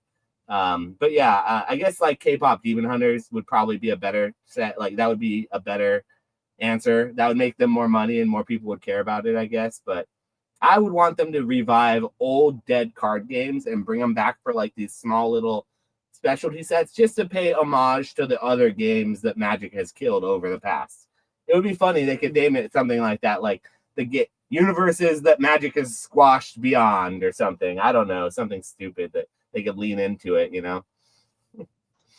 Yeah, that might be a little hardcore if they named it, you know, the games we've killed. But I actually like that, and I think it's funny because like the actual Final Fantasy TCG is like not dead, but like pretty dead. Like the community is so small, but then like Final Fantasy Magic is like one of the best performing Magic sets of all time. So I don't know, like there actually might be something there. Like if they revived some dead card games. I think okay, so I kind of have like a dual answer here. So like they've done Spider-Man and they did Street Fighter. So I think if they did Marvel versus Capcom, that would be insane. Like if they did a Marvel versus Capcom and they had like Ryu and like Wolverine on the same card, like that would go crazy. But if they don't do that, Mortal Kombat. I feel like Mortal Kombat would go really because it's more like it's still, you know, like fighty, like campy kung fu flick, but it's like it's dark. You know what I mean? And there's like monsters and like magic and stuff going on or whatever. So I feel like they could make like they could, and like they could do like fatality cards or whatever with like some crazy, you know, like finishing move or like I don't know. I feel like they could go pretty crazy with Mortal Kombat. So that would be my my suggestion for Magic the Gathering. So hopefully some people from Wizards are listening. Maybe we just I love the Marvel versus Capcom crossover. Did you play that game like as a kid? Like no, but I watched. I went to so many. I used to hang out at like house parties and stuff a lot when I was younger, and that game was played a lot at a lot of the parties I was hanging out at. That was the game that I'd always end up like hanging out, watching, and like interacting with. And it's such a visually fantastic game to watch. Yeah. It's got so much going on with all the assists and the different heroes, how you have 3-man teams. It's just so cool. Like I love that game. I think that would go really hard with like the special effects and the way they do the cards. That would be a good choice. That's a way better choice. All right, you win that round. That's a good choice. Hell yeah. Yeah, I think that would be. I don't know anything about Magic at all, but I feel like that would do pretty good. Okay, what do you think about this? Specialty sets save the SMV era. The SMV era is cheeks. Am I wrong? What do you think about that? Do you think specialty sets save Scarlet and Violet? Absolutely not. The specialty sets in Scarlet and Violet are some of the absolutely worst specialty sets I've ever seen. We got a black and white specialty set. If you think a black and white specialty set's going to save anything in this hobby, then I don't know. I can't help you there. But no, you're specifically talking about 151. And no, I 100% agree that 151 is one of the best sets of all time. But one single good set in an entire era of complete and utter ass does not make it feel like the specialty set saved the Scarlet and Violet era. I will say the specialty sets of Sword and Shield. No, that was a good era no matter what. No, specialty sets have been pretty overall bad for the history of Pokemon, except for a few in each generation. Like Dragon Majesty is one of the worst specialty sets of all time, in my opinion. It's so bad. And I love Dragonite. So it's crazy to say that because I love dragons. I would want to be a dragon type trainer if I was in the real life Pokemon. Like I would try to get all dragon types. That would just be what I would want. But so for me to say Dragon Majesty is ass is really, really, that must have been a bad set. But like Hidden Fates was a really good set, but that was the only good specialty set from Sun and Moon era. I would say that the Shining Fates was a bad set. People did not like Shining Fates, and it was not fun to open. People like one card from Shining Fates now, but it's not really that exciting of a set to open. It's just a lot of hollows. You just get a lot of hollows when you open it. So it's kind of one of those things that I do think specialty sets are oftentimes overhyped up. And I am personally far more interested in promos and sets that come in booster boxes. I love booster boxes because of the fact you can get them cheaper. Usually, it's the cheapest way to get packs. The pack price is usually cheapest in the booster box. So that's why I traditionally love them. That's why it makes me so angry and I get so passionate whenever people start talking about this bullshit of booster box premium or sealed premium, which should not exist. I shop at Costco. I know how bulk works. When you purchase in bulk, it is cheaper, not more expensive, especially right when it comes out. What is going on? How do I have to even make this argument right now? I feel like I'm talking to it's crazy. But anyway, yeah, no, I think that specialty sets are oftentimes very weak, except for one really good one in each era. And those ones do usually really, they pick up the era. But I think Scarlet and Violet is ass regardless of 151 or not. It could be the best set in all time, and it couldn't save Scarlet and Violet era. I think it's funny that I think it's funny that the first 4 sets, like even Scarlet and Violet base is fairly expensive and stuff, and like that set is super dark, like super. I mean, there's some okay, like I think a lot of people came in, and I remember us talking, or maybe this might have been the live I did. Paldean. Both sets I really don't like as well. I hate both of those sets. So nah, dude, Paldean Fates is pretty sweet. I think this might have been that's a hot take. On the live I did with Fates is great. Why did nobody want it for like the whole year it came out and nobody likes to open it? I think because baby shinies, people are like burnt out on baby shinies, I think, until they realize like it was actually, they really are burnt out on baby shinies, so it's a bad set. They need to stop making the Fate sets. I don't think so though. Like I think people, I think they're binderable, if that's even a word. I think people, and it's got a pretty down to be $3 for the next 5 years.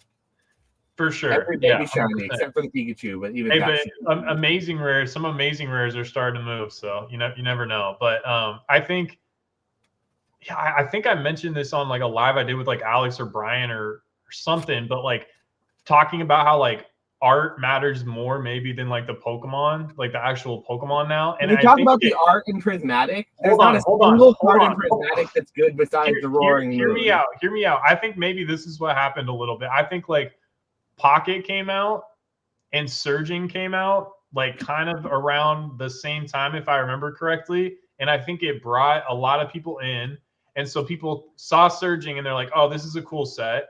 And then I think because they're brand new to the hobby and they don't like know how things work, they looked back at like some of these older Scarlet and Violet sets. And even if the Pokemon were less popular, they didn't really care because they're like, oh, I like the art. And so I feel like that's why a lot of those sets like really gain in value because they're like, oh, well, I like the art on Raging Bolt or whatever it is. And even though like if you've been here for 5 years, you're like, is Raging Bolt going to do as well as like Mewtwo or Charizard or Gengar? Probably not. But I think to a lot of those people, like they just cared less. And like now, like Oricorio is like no one gives a hoot about Oricorio, but because it's Shinji Kanda art, people are like hyped on it. I don't know if that's going to last forever with like any specific artist, but it seems like any Shinji Kanda art does really well. And it's been some pretty baggy Pokemon. Like it was like what, Seismitoad or something, and like Oricorio, like Giratina is one thing, but like Seismitoad and Oricorio and like all that, it's just a completely, and he did Moltres too. He did the Galarian Moltres, the Crown Zenith promo. You know what I'm talking about? Where it's like the blue background. You know what I'm talking about? The Crown Zenith. Oh, the promo. Yeah. Mm-hmm. Yeah, like that he did that one. So like that makes sense. But like Seismitoad, some of this other stuff, like same. I mean, they did the same thing with Komiya. Like it made sense that like Drowsy did good because like Drowsy is Gen 1, it's more popular. The art was really good. But like for a minute there, like the Baxcalibur line from whatever set that is was like going crazy just because it was Komiya art. And like those are super baggy Pokemon. You know what I mean? Like that. So I feel like if the art's good enough, it can almost carry anything now because people are so attached to the art and less to like the most popular Pokemon are still going to do the best. I'm not saying that, but I just think that like art matters now more than it ever has before. Like, would you agree with that or no? No, I disagree. I think that the fact that the prismatic evolution secret rares are like $200 to $300 for what I would consider the most mid art I've ever seen. When you could look at the Evolving Skies secret rares, the VMAX alternate arts, and also some of the Vs that are now grown in price. And I think they're still cheaper than the prismatic ones. So like you could go back to the what I consider the best evolution set where the arts are actually what I consider objectively good, and then you could have those, which is a more expensive set, harder to get older, less reprinting, blah blah blah blah blah. And then you couldn't even have for the same price the new prismatic evolution secret rare EVs, which are just ugly, which is one single monocolored with a bunch of like crystallized patterns in the background that's too gaudy. They all have these stupid crowns. They're all doing the same stupid pose. The Umbreon is the only one that's doing anything but this stupid pose. Like, and it's just sitting there with a really crappy art in the background that's way too gaudy. So, like, do I like prismatic evolutions? Absolutely not. I think it's one of the hardest sets to actually get hits out of. And when you do get a hit, they're just extremely expensive because of how hard they are to pull. But they're really, really ass arts. And for the same money, you could get Evolving Skies secret rares or insert whatever other extremely costly, chase card that you want that actually has good art. When it just came out, the fact that it has God packs, I think is what has everyone frothing at the mouth because all they care about is making like $5,000 in one single pack. But like, if there's no one like it, okay, and this isn't true. I'm the only one who believes this apparently. This is a really hot take, is that the prismatic evolution arts are ugly. I like the Espeon and I like the Sylveon. I think the Espeon and the Sylveon, with the colors they have, like the pink in the Sylveon and the way the Espeon actually is looking at the sun, and it's really kind of a cool artwork. I will give you that I like those two cards, but I would not pay $50 or even less than $50 for a single one of those other evolutions if it was a normal market. So like, I don't think they're good cards. No, I love Eevee. I love Eevee sets, but I think for the money, they're awful. So I think if they were like $20 to $50 each, I would feel differently about them. I would probably like them more. But at the price they are now, and that's the thing, like you can like everything at a certain price. Like I hate those cards at the price they are now. But like if they were a lot cheaper, I would feel a little bit better. But if they were a lot cheaper and the Evolving Skies ones were the same price, I would still say that the Evolving Skies ones were a better buy if they were like $300 when the equivalent in Prismatic was like $50. I would say, oh, hell yeah, the Evolving Skies is better. It's just like, yeah. Okay. What about, this is a good question. What do you think about this? How do y'all see the 151 Chinese Pikachu ARs doing in the next 3-ish years if they stay a Chinese exclusive? I'm personally very bullish, but like to hear other people's takes. What do you think about the Chinese exclusive alt arts? Is that the Gengar one? Yeah, there's that one, and then there's the Captain Pikachu one, and then I think there might be like one or two more. But then there's like the Evolutions, and then there's that Gengar from Gen 3. So let's just expand it a little. Like what do you think about like the Chinese exclusive pack pulled alt arts? What do you think? As if they stay exclusive, like he's saying. Even if they don't stay too exclusive, if they start leaking some of the arts over and people start getting a little bit like weird about them, from my understanding, so I can't speak too much about it because I haven't interacted with it myself. I don't sell Chinese. I don't grade it. I don't buy it. When it comes to my table, I turn it away. Like I've sold sealed boxes, but I've never ripped the actual packs myself. But every single person I've sold it to, they've all said how much fun it was. And fun was the word that they emphasized more than anything. None of them talk about value. None of them talk about like quality, card quality grading. They're just saying how fun it is to rip. So like if the Chinese cards keep on coming out and they're quote unquote fun, and they keep on making them fun for whatever reason, maybe they have different holos, they're putting a hit in every pack. I know in the Eevee, the Gem Pack Series 2, you got like a hollow Eevee in every single pack you open, like a different evolution and a different hollow pattern. That's really cool. If they keep doing that, then they're going to do just fine. I think that fun and opening packs is such an important factor that people don't really realize like what the fun is of it. They just think, oh, what's the value? They don't like Evolving Skies is not a fun, it's not a fun set to open. I've always said this about Evolving Skies. I don't like it because it's a fun set. I love Hidden Fates. I love Crown Zenith. Those are fun sets, but they act differently. So like, it's just tempering expectations. So I guess the question is like, am I bullish on it? Probably not, because I'd be buying it for investment purposes if I was truly bullish. But do I think it's going to stick around? I think they're doing good stuff. Absolutely. I think they're going to keep on doing what they do, and I think they're doing really fantastically right now. Yeah, I'm not sold on like investing in Chinese. Like I sell a good amount of it, but I think yeah, I don't know. Like I'm not entirely sold on like long term. I don't know. We'll see. I think it's definitely good turn and burn material for sure. The quality of the cards, like the condition is really good.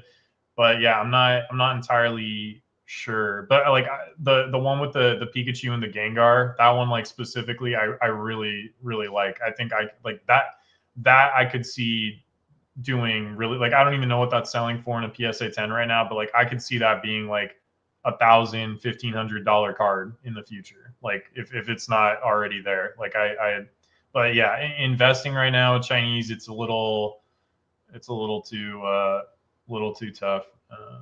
We got a lot. Holy crap! Like people have been talking. Let's see.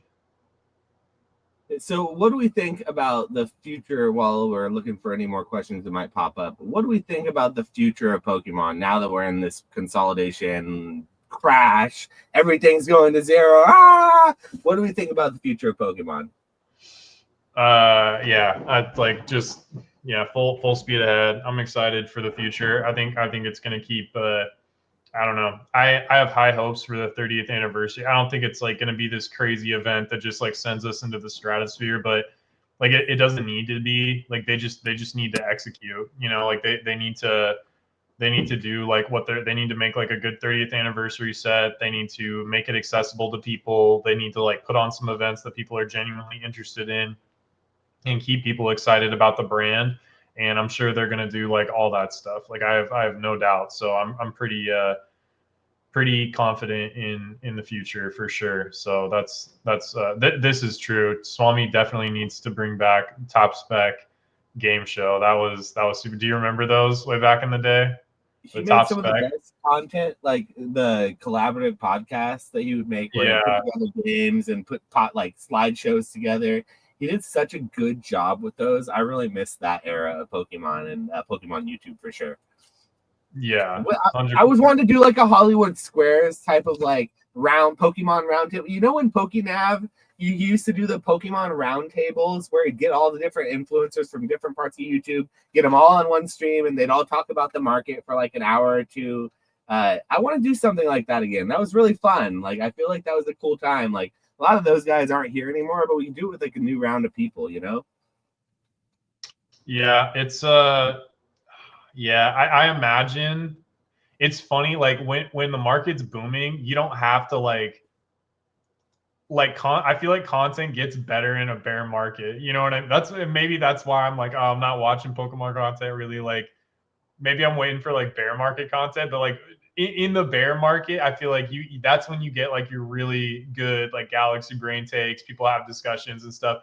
Right now, everything's ripping. So it's like get on the train, loser, or like I don't want to hear from you kind of vibes or whatever. But yeah, man, it used to be good. I think like a lot of people are just really busy. You know, like some people have stayed consistent making content and stuff like that, but I think like a lot of people are really busy, and I think everything was like new back then too. So like having a lot of discussions was like more interesting just because you hadn't had that discussion. But now like every discussion has been had. And so I think now like people that are newly like blowing up on YouTube or like starting to make, Pokemon content or whatever. Like they're saying the same shit to that like people were saying in 2021, 2022, but they are new, and maybe a certain percentage of the people like watching them are also like relatively new. So they haven't seen thousands of hours of Pokenav roundtables, ZNG Emporium, Dan Catch 'em All, Pokenomics, like all that stuff.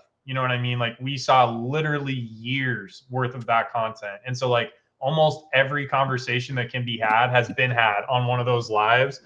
So yeah, I don't know. We'll see what happens, but I agree with you. Like I definitely miss it. Is it really 4 to 5K? That's insane. Yeah, I haven't graded any of the Chinese cards at all. I just sell the boxes. Peak says, I think GameStop Power Pack content is going to take over 2026 and push grading to a ridiculous high. I think bin offers from PSA are going to be a lot higher, just like the Twitch gambling stream. So not just people opening, but like GameStop Power Pack content specifically. So people opening Power Packs on their streams. What do you think about that? Do you think do you agree with him there? It really depends on how they're doing their margins. If their margins are literally on like the smallest margin that they can, like they're just buying and selling and reselling and buying so quickly that they're just, since they're not having to ship it and they're the whole market and they're interacting with the people are buying the packs and then selling it back to them, and then it just goes right back onto their platform for it to be resold. Like theoretically, if they're not just like just totally milking the market, like they could be, but if they're not doing that, they should have some level of like insulation built in to what their buy percentage is. So the fact that they're buying at such high percentages in some cases makes me feel like they are milking the customers and they're not going to have that insulation, and it's going to be a house of cards that can't sustain itself. But if it can sustain itself, and if they can keep on buying back at the rates they're doing and then selling it back to their customers, and it's just like a very small margin that they're kind of making on the top, just they're capitalizing on the fact that it's staying on their platform. If that was the business model and that's what they're running with, it's absolutely going to stay here for a long time.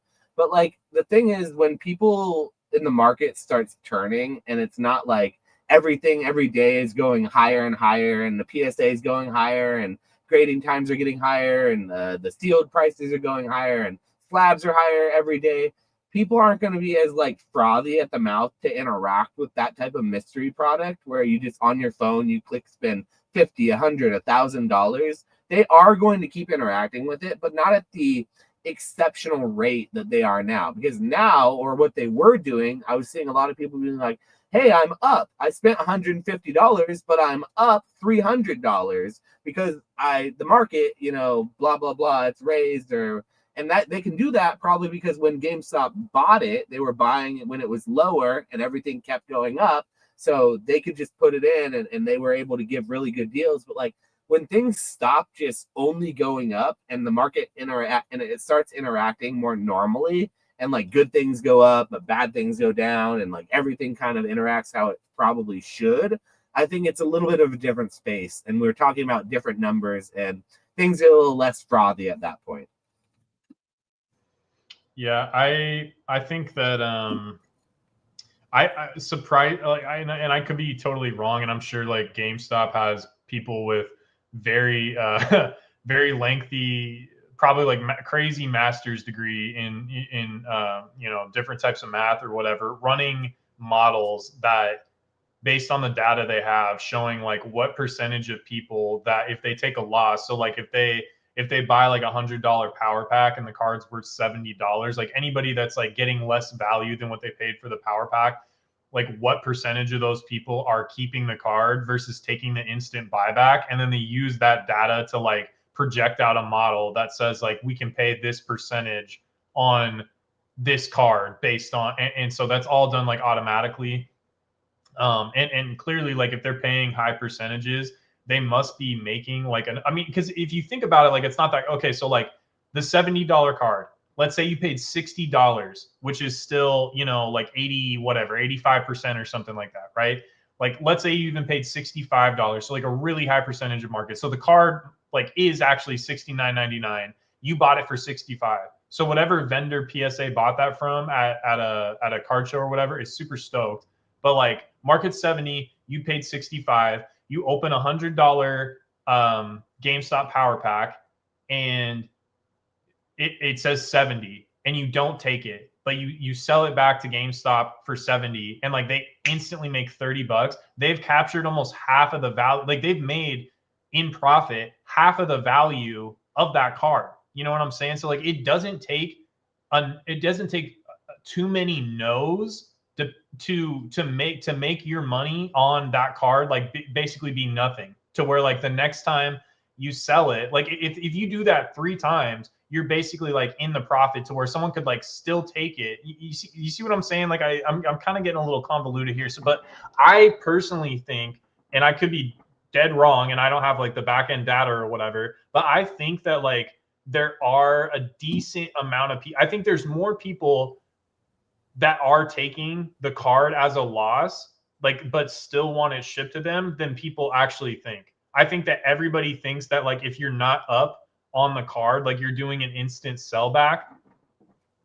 I don't know. And like maybe because I think Dan is able to do like a similar thing on Fanatics. So like maybe Dan has like data on that. So like that would be kind of interesting to hear from him.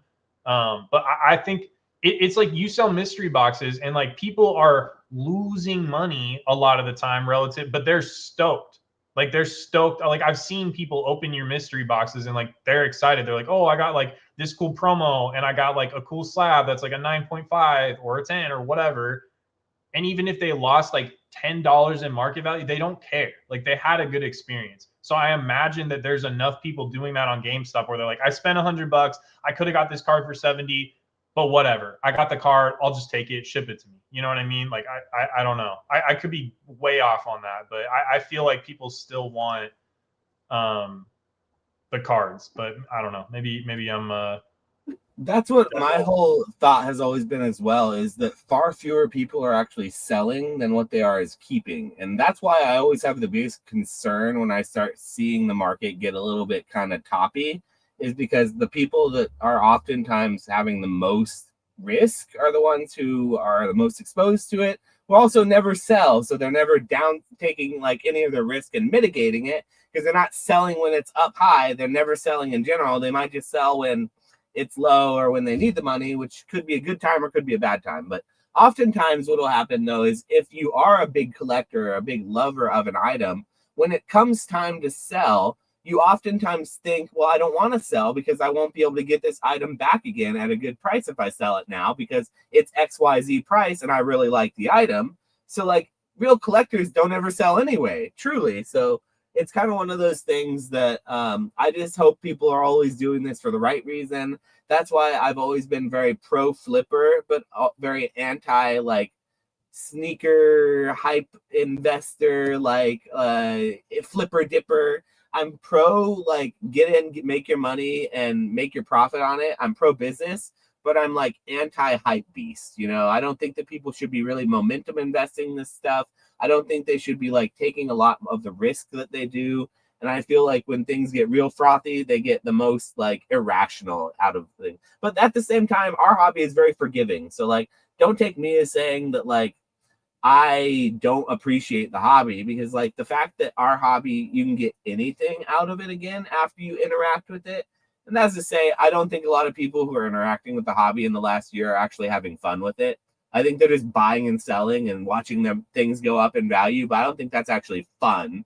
Like if you actually have fun with that, that's kind of that's wild. But I think that like most people are just happy that what they're buying is going up, but they're not truly having fun with the hobby. But you can have fun with the hobby when things kind of change. So anyway, speaking of which, I wanted to bring this comment up. I think the market, Kai says, I think the market we're going to enter is going to be a bigger shift from, say, 2016 to 2023 than what the 2026 to 2030 will bring. What do you think about that? Wait, so Kai, are you saying that 26 through 30 is going to be bigger than 2016 to 23? Or do you think that No, that's what he's saying that's what I got out of that, yeah. He's saying that I think what he's saying is that the 2026 to 2030 will be a bigger boom than what happened in 2016 to 2023, right? Yeah, I mean, I could see that. I don't maybe I just think there's like more infrastructure now around everything. Like yeah, I don't know. Like I've seen this happen in other industries before, and like I don't know. I think there's like a lot more infrastructure built out, and yeah, I don't know, man. Like the amount of like brand new people that still stream in and buy on eBay and stuff like all the time. It's just like, yeah, this is not really stopping. And like think about somebody that like made their eBay account today or started watching like Leonhardt or Twice Baked Jake or PokeRev or whatever today. You have no idea that like X card was 300 and in the past like month it's corrected down to 220. Like you have no idea. You just are like, oh, Pokemon cards are still a thing. People seem to really like this. Like, cool. I want to get in. You know what I mean? Like we're so deep into it, like we're so zoomed in that I think it's hard sometimes to like zoom out and just think about like you're selling to a a very casual consumer a lot of the time. So yeah, what do you Speaking think? of the mystery packs, Peak brings up a good point. He seems to think that people, and if I'm wrong about this, Peak, you have to correct me, but it seems to be that people have more of an addiction to the thrill of the spin and the gamble of what you're potentially going to get than what actually you get from the spin itself. And so he's saying that people literally just sell it just to do it again, just to get that dopamine hit again. And what he's saying is absolutely true, and it's something that's been at the core of this hobby, and what I would say has been it's plaguing this hobby and will continue to plague this hobby until I don't know what will happen, because it's plaguing our entire economy right now. But it's just our economy and our hobby has a gambling problem. It really does. And like it's an easy way to get a dopamine hit. These like quick game packs online, the spin the wheel, get a slab, whatever. That's the same reason why you can rip and ship through a streamer, why people will go to their phone and do that instead of like getting the product. That is, so to say, when you could get product out on the shelves, people would still go to rip and ships because it's instant gratification. So like people have a gambling problem and they have a problem with patience. That is, in my opinion, something that's never going to change. And it's one of those things you either have to accept and lean into, or you're just going to be like screaming at the sky. And that's coming from a guy who screams at the sky a lot. So I've accepted that. I don't like it because I do not gamble at all. I hate gambling. I don't love it, but I sell mystery bags. So clearly I lean into it. So, you know, I'm not like, I'm not like into gambling either. And I definitely do think that our country is pretty like everything. It's interesting, I guess, like, but Kalshi and Poly Market and like all these gambling, like do you know what those are? Do you know what I'm talking about? Like, do you know what Kalshi is and Poly Market? Is that like the thing where people they make bets on like real world things happening? Yeah, literally anything. It could be sports. Yeah. It could be like, do you think like Jerome Powell is going to cut interest? Like literally anything you can make. How many times is Josh going to come and put the dog into the picture? Yeah, you can literally. Doxson going to come onto the podcast this time? Is it over under 5? This time it's like we're at 4 now. Counters at 4. Yeah, you can make markets around anything, and like it's interesting, and like I'm not like, you know, the moral high ground, like, oh, people shouldn't be doing this. It does feel a little gross. And I think that, I mean, that with gambling in general, like the winner is the house, right? Like the platform clipping the spread between, you know, like the buy and the seller, what, like they're who's like really making money. I do it every once in a while. Like I bet on, like, I don't want to get political, but like I'm not like super into dude's politics, but like the guy that's like the mayor of New York now or whatever, it was clear he was going to win. And you could buy on Robinhood, you could buy contracts for like 92 cents. So it was basically like paying 92 cents for $1. And so I bought a bunch of the contracts because I'm like, this guy's going to win. You know what I mean? Like I don't necessarily, it doesn't matter like whether you agree, but like I did that with like Trump too. Like I put like when it was like Trump Kamala, like same thing. It's like, okay, well you can buy these contracts. You're gonna get us canceled saying that. So it's no, this has nothing to do with like politics or agreeing or disagreeing. It's literally just like this person is going to win. So like, but yeah, like I think our country is definitely pretty gambling. Like I feel like sports betting when I was a kid was like almost had a stigma to it. It was like, oh, if you're sports betting, like you're like someone's greasy uncle that's going to like the back alley of a bar to place like a sports bet. Now like people are doing that from their phones like all the time. You know what I mean? And so I think gambling is like bigger than ever, and like that kind of makes me disappointed a little bit. Like if people enjoy it, then like who am I to say like you shouldn't do that or what? Like I don't know. It's I'm just happy not. to say that if people are enjoying it, it's irresponsible and unhealthy, and they should probably not enjoy the gambling aspect as much as they do. I will absolutely go out on a ledge and say that.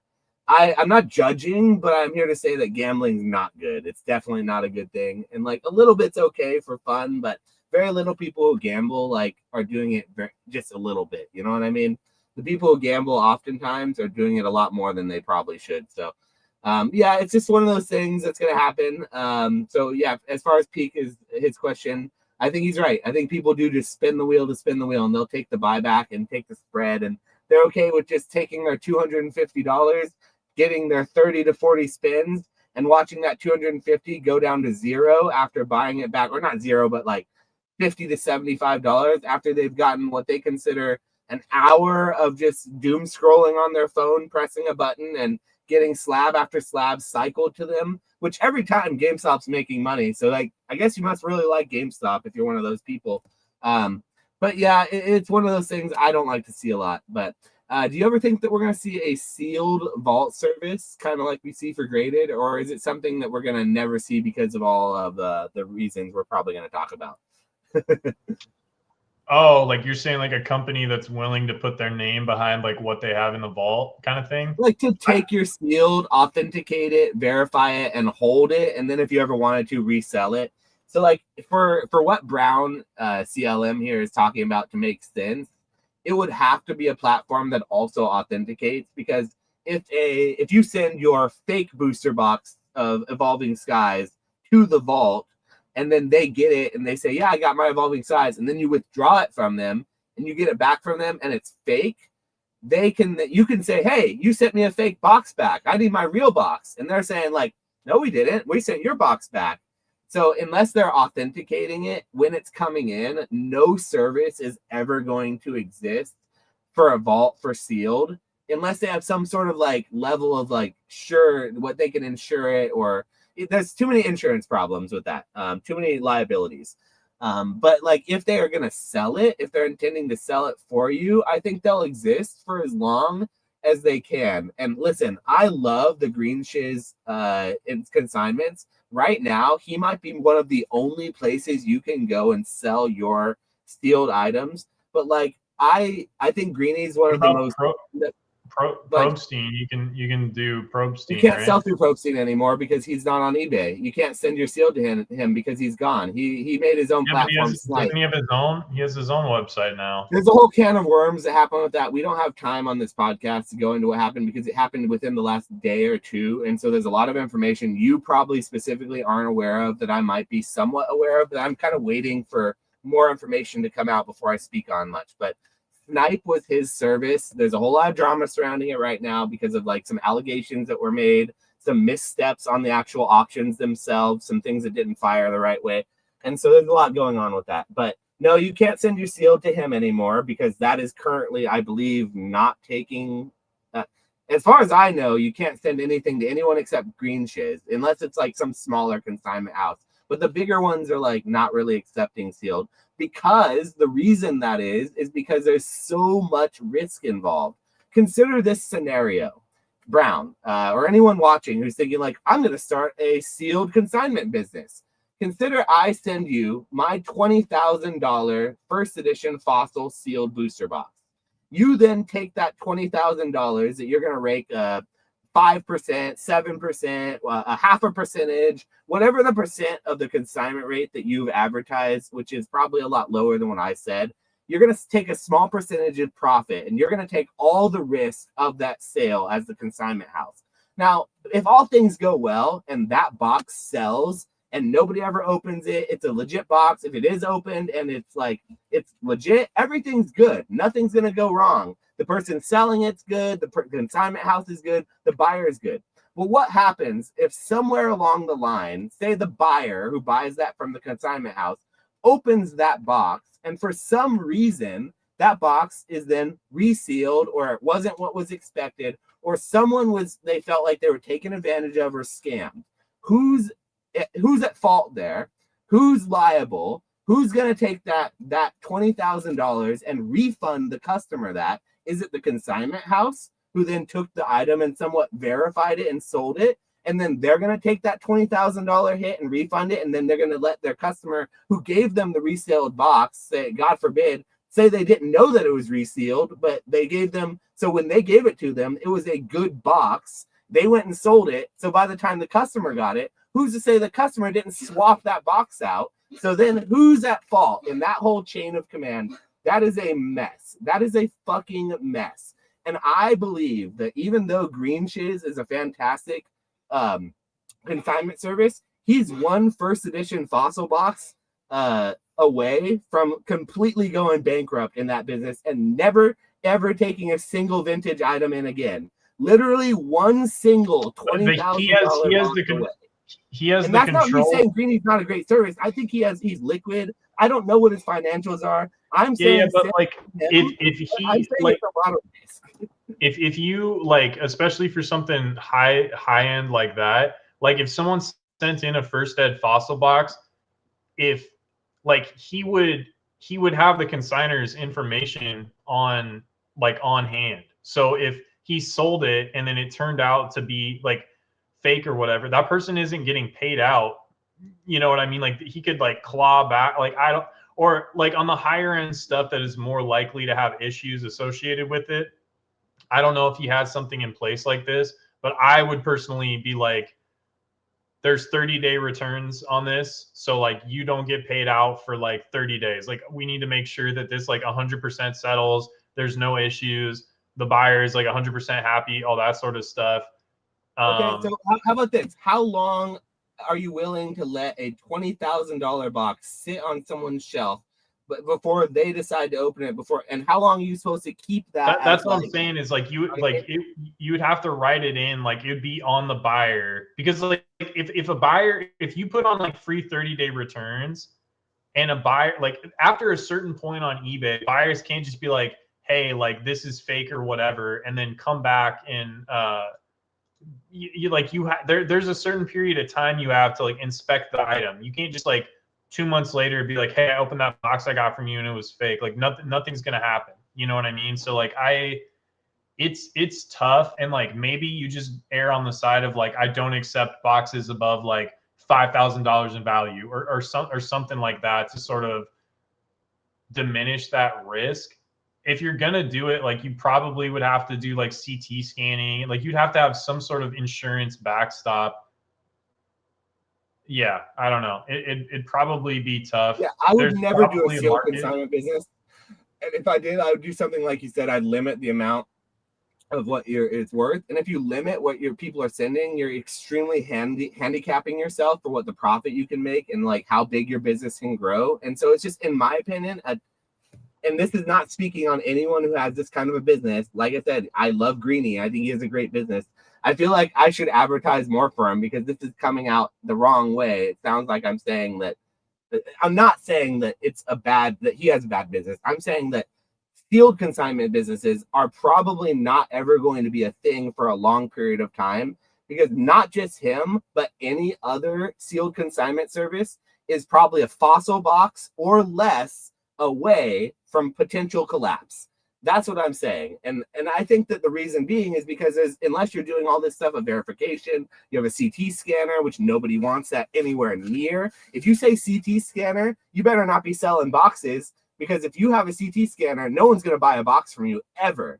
You have to be like this scientist who's never collected Pokemon, who you're like, I'm too rich to collect Pokemon. I have a CT scanner, but I just rent it out to these nerds. That's who I allow to do it. And yeah, you can go buy a box from them if you want. Those are the only people that you would want to use a CT scanner. You don't go to a CT scanner guy and then buy a box from him, because that's just, so you can't really even have a CT scanner and sell boxes. It doesn't work. You can't do that. People don't trust you.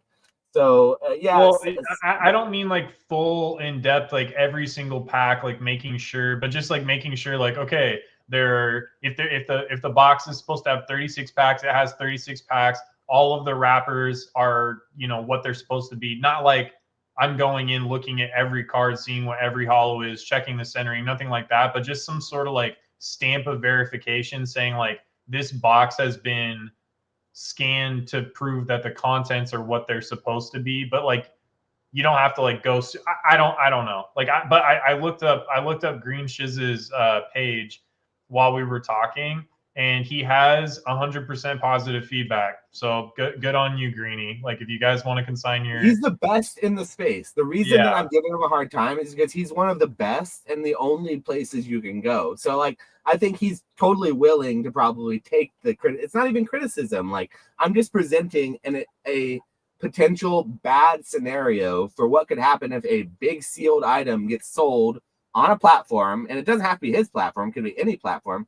In my opinion, if I sent something to consignment, even if it was fake, once the consigner gets it and verifies it and then sells it, I personally don't think that the person who sold it should ever hear a word back from it. I think that the point of a consignment house is they're taking on some of that risk. They're taking on the tax purposes. They're taking on all these other things that they're taking a percentage of the total sale to provide this service. And sure, you're using their platform, and that's a reason you're doing it too. But they're to a certain extent taking on some of the risk as well. And so I would never, ever consign with anyone who didn't at least have confidence in their own platform, their own ability to sell, and then have that level of like, once it's with me and I sell it, hands off. And ZNG, he operates that way. Once he sells your item, if the person who buys your item, except for the test prints, he did refund everybody on the test prints, and that was out of the goodness of his heart. And he did that, in my opinion, as a way of like showing how good and how transparent of a business he really was. I personally don't think he should have refunded those as quickly as he did. I think that was really like, it's not that he shouldn't have, it's that I think it was an unnecessary like good grace that he did, but it shows how stand up he is, how he stands behind his product, how if he does sell something, if a big scandal comes out, he'll personally refund it. Because here's the thing, when James refunded those CGC slabs, it wasn't James's fault. He wasn't the one who graded them. People sent them. He didn't even ask for them. People sent them to him and he sold them like everything else he did. And so he did that when he didn't have to, out of his own pocket. But he didn't have to do that. Like, I personally think that he should have waited until CGC made their announcement. They started refunding people and went through the longer process because, like, he put himself at a significant amount of risk. Now, I understand it was good for his business. It helped the transparency out. People saw that as a good thing. But I don't think he needed to do that personally. But yeah, I do think there's problems with consignment houses and sealed, and I would probably never touch it. And that's why we'll probably never see a vault that offers sealed consignments, because it's just too much risk involved. We saw PWCC and Heritage, I think, used to do that.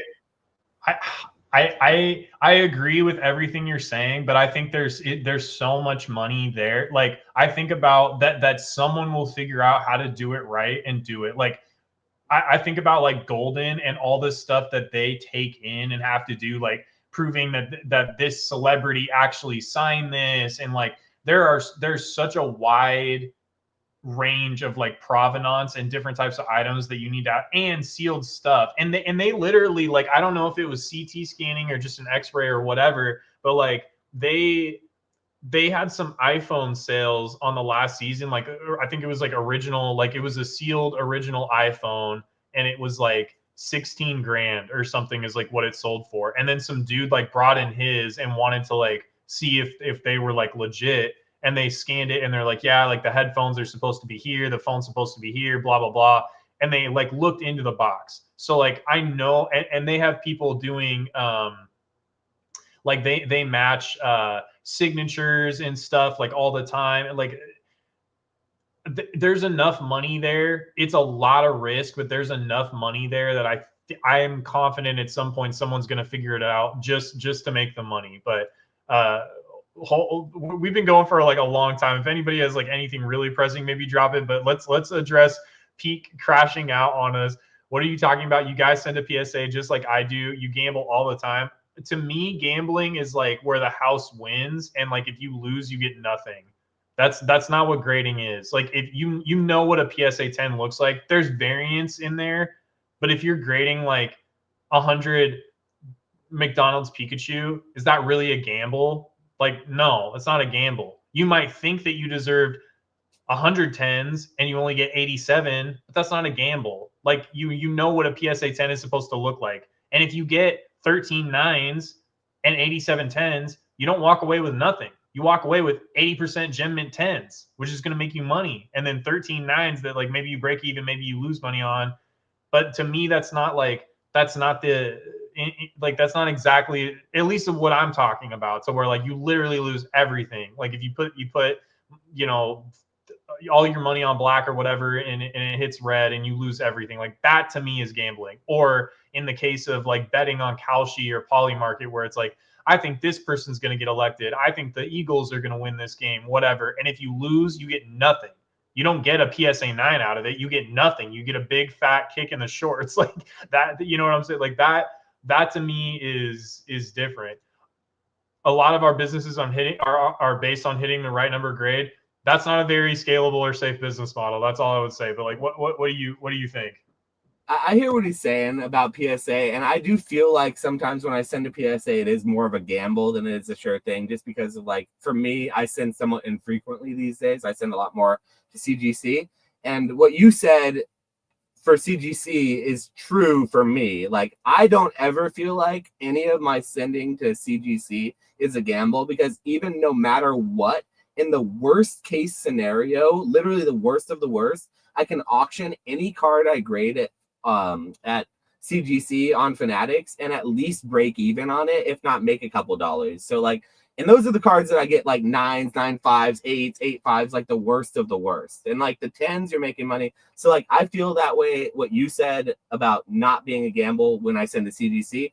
PSA, on the other hand, I do feel like is a bit of a gamble sometimes, especially because I'm about to hand them like over $1,000 for my next order. And if I get all 9s on a lot of that modern stuff, I'm literally just handing them $1,000 to $2,000 to then crack them all out and then send them again, and then just try to capture some of that difference. So like, I do agree that that while I won't gamble with opening Pokemon packs, sending to PSA feels like a gamble. But at the same time, what Nick said is absolutely true, and it still holds true for a lot of the businesses. I'm selling all of that. So like, even the 9s, even the 8s, even if I crack a couple of them and resend them, I'm still selling it at the end of the day, and it's not a net zero. So I agree. It's not a gamble. It's not a true gamble. It's more of a calculated decision, a calculated business decision.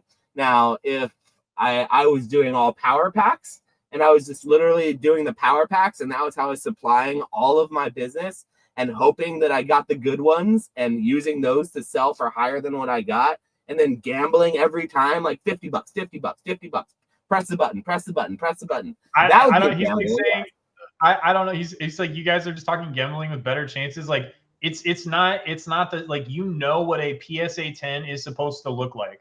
Like there is no, there's set guidelines of like what, like with gambling, you like if you bet, like you're playing Texas Hold'em and there's like the flop in the river, you have no idea what that's gonna be. And that might make or break like your hand, or make or break like the fact of whether or not like you win the game. You know what like a PSA 10 is supposed to look like. You're not like hoping that it gets there and then it's like, oh, okay, like I haven't seen the card before, but I hope the card I sent to PSA has like a chance of getting a 10. It doesn't, like, you know what it's supposed to, like, there is variance, and sometimes you'll get 8s or 9s on things that should have been 10s, or vice versa. Stuff that should have been 8s or 9s gets a 10, but like it's within it's within like a range of outcomes. Like it's a defined range of outcomes. Like gambling, and I don't know, maybe this is all just like semantic noise or whatever. Like I see what you're saying. Like there's chance in there, but like nobody I know that like primarily does grading is like losing. I don't, like, the percentage of people gambling that are losing is so much higher. Like, and there's no house. I guess like the closest thing you could say the house is like PSA, because they're making money regardless of what grade you get. but like they're not taking all your money if you don't get a PSA 10. You know what I mean? Like you're still getting something about, and now like they're offering you some form of liquidity on tens and nines. So like I don't know. I don't personally see it the same. Like I think that that's always been the difference between a casino and Pokemon. Like I get the comparison, and I definitely agree there's a gambling problem within Pokemon, but I don't think it's the same. And I will always, at the end of the day, say that it's better to be gambling with Pokemon because you walk away with something. And listen, I've seen like people when they go in for like 10 evolving size packs just get nothing, literally just a V or whatever. But sometimes you get a little bit more than that if you go in and like they at the very least they're getting that V and the experience of it, and they're walking away with cards they could play with. Mind you, they're not going to play with those cards because nobody plays with them, and that's total cope, but they're still getting something. So like I still do feel like at the end of the day, Pokemon gambling is better than actual gambling, and there's a slight difference. And I would say that PSA, sending the PSA is a level of gambling, but it's like a lower level of it, like a much lower level. But at the levels that we're doing it at, it's not as much gambling because like we have outlets for it. Like literally on the ones that you gamble or lose, you can still sell and make money. So like in these markets, it's very little gambling. And I know Peak knows that or whatever. He's interacting with this market, the bull market, just like we are. But yeah, I think that's semantics at this point about gambling. I don't know. Like and maybe it's just like I have a hard time getting there because I have zero interest in like traditional gambling, like literally zero interest. Like they invited me to go to the casino when we were at Radars or whatever, and I was just like, no. Like and a lot of people in this hobby like are degenerates, like they're actual gamblers. Like they love going to the casino, they love making bets. I'm not that kind of person. The closest thing I get to gambling is like buying individual stocks or playing like call options in the stock market or something like that. But like I'm not really into gambling, and like it's hard for me to get there. I just feel like you have so much more, and I don't know, maybe it is just gambling with better odds. Like I don't know. Black labels are a racket. Like that's a whole other thing. Like That's what I brought that up. Black labels that's are a whole just like other situation. if you post enough like glazing Beckett on your Instagram, like they're giving you black labels. Like this idea that people that like grade all these black labels are just like the gods of grading, and so it's super cap, dude. It is such omega cap. Like it's well, okay. So a lot of what black labels are they're just gold Beckett's that got bumped up a couple. So a lot of what I'm going to spill the sauce because I never do this, and I'm going to spill some of the sauce for some of the people who do. So I apologize if this is like your main way you make money. But what people will do is they'll go and buy PSA 10s that look really nice, or they'll go buy Beckett 10s that have 1 or 2 subgrades that are keeping them from being bumped to the next grade or whatever.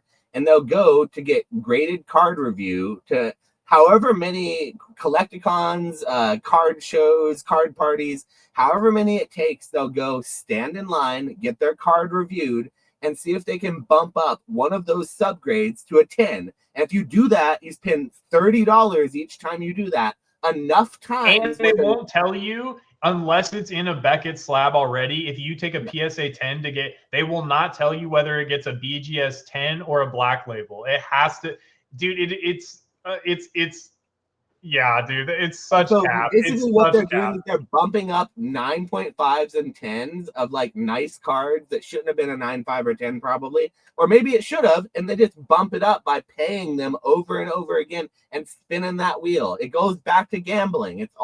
It's just a gamble. But at the end of the day, maybe it is.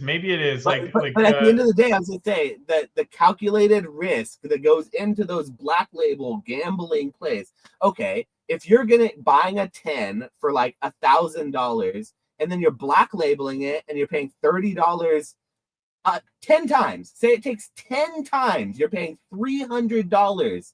Not including travel and whatever you have to spend to actually go to get the cards regraded. But he's doing it 10 times, $300 to then black label it potentially and sell it for $10,000. I think that's worth it. And that's not a gamble. That's calculated risk. Yeah, that's what I'm saying. Like, I can't get there because here's the thing. I know plenty of people that are making businesses out of grading, and that's the only thing they do. I know nobody making the casino a business. Not a single person. I don't know any. And even all my friends that know like a ton about poker and stuff like that, they're doing Pokemon. They're not playing poker professionally, at least successfully, sustainably. Like this is I just can't mentally get there. Semantically, like sure, like you could sit and go back and be like, this is equivalent to this, and like I'd probably give you a lot of that, but like you can't, like you can turn this into an actual business, and that's why it is like within a range of outcomes, whether you want to call that calculated risk or whatever. But like if you're losing over time sending to PSA, like you're not good at grading, I guess. Like I don't different cards if you're not making money at PSA right now. Yeah, exactly. Yeah, like I guess like I in any market, like the market can be down. Like, PSA, since I've discovered them, feels less. It only feels like a gamble when I get a lot of 9s when I was expecting more. But at the end of the day, like they make a lot more money for people who actually utilize their service than they lose. And I think the people who lose by grading with PSA are the people who are spending on pre-graded PSA 10s, paying for the PSA 10 premium right out the gate, buying those modern 10s for those huge prices. I think those are the people who are really losing, not the people who are grading with PSA or gambling, quote unquote. They're the end buyers. I can't get there, man. Like I'd love to have this like a conversation with you live or something like that, rather than like going back and forth from the chat. But like card counters are the exact same as someone that knows how to grade well. I can't get there. Okay, where are all the card counters then making businesses out of going to the casino? Where's all that content? Where's thousands of businesses making 6 figures in net profit annually, sustainably going to the casino? If card counting is the same as great as knowing how to pre-grade, that is an insane take. Like I cannot get there. I can't. Like I think I'm better off comparing Vivid Voltage to Surging Sparks. Probably there's more of a comparison to be made. Yeah, I can't get it. And if you feel like grading is like that much is a gamble, like I don't know. Maybe I'm just like uneducated about it or whatever. But like I don't know. It is what it is. Like I would say that if everything did go to actual zero and people are only grading for the numbers and it was just a random throw of the dice, it is more gambling. But the fact that there's money involved, that currently there's almost zero way that you lose money if you actually send those graded cards to auction, like after you grade them, it feels a lot less like a gamble. I do get the argument being made that it has like some of those like gambly type feelings because you don't know the outcome, but we really do know the outcome at the end of the day. You send cards to PSA, you get them back and you sell them, and you generally net more money than you lost or gained by the grading fees, and you just keep doing it. And like if you generally overall lose money every time you do it, you would stop doing it probably. At least that's what I would do. So, generally, and I mean, there's so many like subs. Like what if you're like, there's so many ways too to like backstop yourself. Like what if you're buying cards for $7 that sell all day on eBay for $10, and you buy 500 of those cards and they sell multiple a day on eBay, and you literally break even or make money on your non-gradable copies? It's not a game. Like then it's not a gamble anymore, because you can literally make money on the non-gradable copies. You can send off the copies that you do think are gradable. And even if some of those 9, who cares? Who cares? Because majority, if you're really picky, of the percentage of the cards that you send in are still going to get 10s. Like I don't know. Like I don't. And honestly, like it's an interesting conversation to have. But like, does it matter? No. Like it doesn't matter what you call this. It's making money. Like that it literally does not matter what you call this, what you think of it. And not you, Peak, but like just whoever out there is. Like it doesn't matter. Who cares what it is? Like it's a pointless conversation. Like it's interesting. Like it's interesting to have, but like Kai's asking the real questions though, and we apparently didn't answer those questions. But should he grade with CGC or PSA? And I assume it's to make more money. What would you say, Nick? Do you grade with CGC? I think he's trolling, because remember when like every stream used to be like modern versus vintage, CGC versus, he's just trolling. He's just trolling. I mean, it's a good question though. I will say that I will churn more at CGC lately, and I like CGC better lately. Personally, me as who I am, what I'm selling, I like CGC better, but I will say that moving into the bear market, PSA is going to be my go-to. It's going to be my I don't want to get that watering hole. I don't want to get stuck with a ton of CGC in the bear market. I will say that. And it's harder to move in a bear market at CGC. People just want PSA. Yeah, I'll sell the CGC a lot quicker than the PSA stuff. But I send stuff that I think is clean, but maybe doesn't have the best centering to CGC, and then I send stuff that like I think is perfect to PSA. And I don't send to Beckett anymore unless it's like some super dusty DBZ vintage stuff. But I don't even mess with Beckett anymore. It's all CGC and PSA for me personally. But different things, like different things go to different companies for like different reasons. You know what I mean? Or like even like the same card can go to like maybe like one copy I'll send to PSA, one copy I'll send to CGC, just because of centering or whatever the case may be. So it just depends. So here's the thing: with CGC, you really have to be running auctions, though. If you're not running auctions with it, if you're just like sitting and hoping to sell it, like buy it now, whatever, that stuff's not going to move. So like, I will give my point of advice for anyone who's like grading with both. You know, like, why aren't my CGC slabs selling like my PSA ones? It's like because you're not selling them right. Like, you have to be running auctions, or if you're like with me, I use my non-10s for like my really cheap $20 mystery bags. I'll put a booster pack and like a 9.5 like random promo that I graded and sell that for $20. And that's what I'll do with a lot of those. And I'll auction all of the ones I don't want to see a kid open up in front of me. Like, I'll only put cards that I want to see someone open in front of me that I think they'll like. If it's anything that I think that just the littlest bit they're not going to like, I'm just auctioning it. And generally speaking, with CGC, the auction prices will surprise you on the low end stuff. They have like a floor. So I would let's just wrap up the Bob. I mean, it's a bear market. No one's going to listen to this 2 hours in, and it's honestly something everyone knows at this point. Yeah, the multiples on the cheap shit are insane, especially if you hit like a pristine and stuff. Like, yeah, it's juicy. It's juicy for sure, and the turnaround time is nice. Like, it's But you just got to be auctioning it. Like, if you're trying to put it in your case at a local show and hope that random Joe Schmo, who I'm hoping for that pristine CGC 10 Blastoise from 151 instead of PSA, and I want to pay more than a PSA 10 for it, you're smoking. Like, it sells pretty good on eBay, but it has to be like good stuff. You have a big market, but when it's just one random, you can't hope the person walks in front of you. So there's a perception that CGC doesn't sell, but that perception is just, in my opinion, skewed. It's because people who are trying to sell it are selling it like a PSA slab. And you wouldn't go and try to sell like, I don't know, like a Ferrari to or you wouldn't try to sell someone a Honda and try to tell them it's a Ferrari. Or like you got to sell the right product to the right person. You know, you have different markets. And so, like, you're trying to sell CGC slabs to PSA people if they're not selling, and you just got to find a different market. Yeah, and it's like it's a different play too, right? Like when you're generally like when you're sending to PSA, like you have a different like idea of what you're gonna do with that item, like a different idea in mind than like what you're gonna do with CGC. Like CGC, it's just about like crossing like the barrier being like cost of the raw card plus the cost of grading. As long as you get over that hump, like you're good to go. Who cares what it sells for, kind of thing. But I think I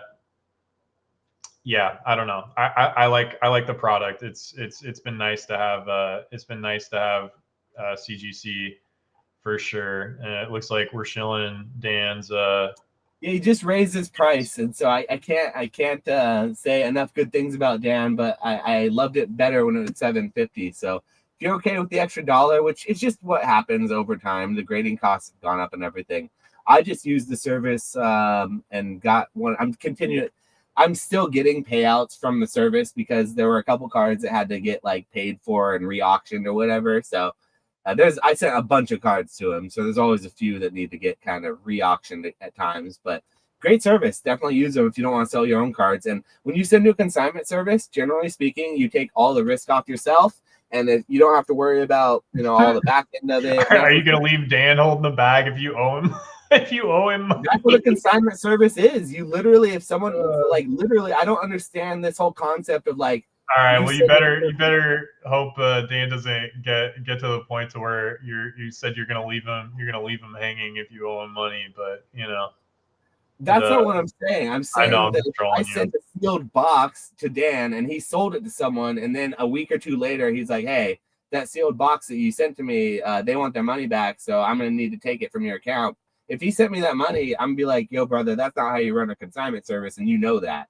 And he probably wouldn't understand that. I think that's full understanding. He'd be like, I wouldn't have sold the box if I didn't okay it in the first place. So, yeah, you're good. So, yeah. I sent to Dan once, like 2 or 3 weeks ago or whatever. So we'll see how it turns out. I just send myself. Like, I don't know. I like having control of, and like when to auction certain things and stuff like that. So I'm sure it's a good service. I'm still waiting for my grade. Here's the thing about sending to yourself. When you send it to Dan, there's no option of getting the cards back. So there's 100% going to get auctioned. When I don't want the cards back. Cherry pick. I like to send stuff back to myself, and I end up keeping almost all the cards. That's over, though. That's over. It's so expensive to withdraw stuff now. It's so expensive to withdraw stuff that you do the vault, like that's over. Okay, well, I wasn't aware of that because like I used to, when I would send to myself, I would just take all of them for myself and send them to myself because it was like, I don't want to sell this pristine on Fanatics. I want to put it in one of my mystery bags because like a pristine is like way cooler than the $30 it's going to get on a Fanatics in a mystery bag. Someone's going to be way cooler than they're going to like that. Peak, so like, yeah, peak, man. Like you just I would rather. dude. That's the thing. That's why I could literally hire somebody. I could literally hire somebody to sit on PWCC, buy cards, turn around and sell them on eBay, and like triple your money. Like there's so much stuff that sells for a premium. I went and pulled 400 cards out of the Fanatics vault, drove down to Oregon and got them. Cards that I was getting like $85 for on Fanatics, and sell them on eBay for like $250 to $350. Like there's so much spread there. Like it's oh man. Like, all right, we got to end the podcast now, dude. There's too much sauce at this point. We've been going too long, and like, yeah, this is, people are just gonna take this, make their own podcast out of it, and then act like it was their idea. Like that's just how it goes these days. No one wants to give anybody their flowers. No one wants to give anybody credit. It was my idea. I'm such a genius. Like it. Anywho, this is like Andy, or no, not Andy. Shoot, what's it? The dude spilling the chili in the office. What's the guy? Kevin. Thank you. Kevin spilling the chili. It's that level of sauce that's been spilled at this podcast, but it's a bear market. No one's listening. We're the smallest podcast you've ever seen. There's literally a new podcast probably starting tomorrow that'll outgrow us in a matter of days, I bet. So, I'm pretty sure every podcast has outgrown that us. Same podcast will outgrow us in a matter of days, but they'll also disappear in a matter of weeks. So it's just a matter of time before they disappear. But I'm excited for the content. So. Yeah. All right. We'll still be here. We may take 69 weeks between each of our podcasts, but we will still be here. That's what we have going. Yeah, I'm gonna try to get back to it. I'm definitely committed to doing the consultations and stuff like that. I need to make like any sort of content at this point, and just kind of like get consistent with it. And I did like one live, but like I don't know. I gotta take it seriously. I don't know, man. Like it's more fun to argue with someone than to just talk to yourself. Yeah, and like I don't care as much about like Pokemon. Like it's interesting to have the conversations, but like talking about Pokemon, it just gets so, and like we've been doing this for 5 years. You know what I mean? Like if it was a brand new and fresh and like everything was interesting and it was like a new conversation and I was like learning about all these new cards and stuff, like maybe but like I don't care. I'm so if you like the podcast, like and share the video, because there are people in this Pokemon space, and we've been doing this for almost 4 or 5 years now, who still don't know we even exist or have existed. So I think those people would probably benefit from listening to this podcast. For good reason, like for sure. I mean, we haven't been like as like super consistent or whatever. Yeah, we're not we're not consistent, but we've been doing it for so long. Yeah, no, we have, but I mean, like, I'm sure we provided, but it's not too cool. Like, I just like, it's not like you're like a collector, like that's your thing. Like, I don't care. Like, I like building businesses. I like talking about business. I like talking Plus about finance. Dragon Ball Z, there's nothing we could talk about. Yeah, Dragon Ball Z, like that's why, like, when I did the market Mondays and stuff like that, like I talked about like the market and tried to like overlap it with like Pokemon and use it as like a learning moment, because like that's what I'm interested in. I don't care about putting together a binder of illustration. Like I don't care. Like I'm never gonna be that kind of content. I don't consume that content. It's not interesting to me. I don't care. I don't care that like this card matches up with this card. Like it's cool, but like it's just not, it's not that deep to me. Like I think it's really interesting, the macro of like collectibles markets and like how to play them and cycles, and like being able to curate things and understanding like trends and what people like and stuff like I think that is interesting. But like sitting and talking about Pokemon 24/7, being a Poketuber, like that's just not, like I can't do that. Like it's just not, that's not for me. Like that's not interesting to me. Like I can't get on 10 minutes every day and just be like, whoa, like this is what's going, like it's, you know what I mean? Like even you, like, do you get burnt out on that? Like, I mean, you go to shows and do stuff like that, but like, do you still want to, like, do you feel, don't you get like burnt out a little bit talking about it, or no? Yeah, I don't talk about Pokemon, or I don't interact with Pokemon. I don't consume a lot of I do in the day. So my morning routine, I will consume 1 to 2 Pokemon videos a day during my morning routine as I'm doing other stuff. But generally speaking, the morning routine videos that I'm consuming are more One Piece than they are Pokemon.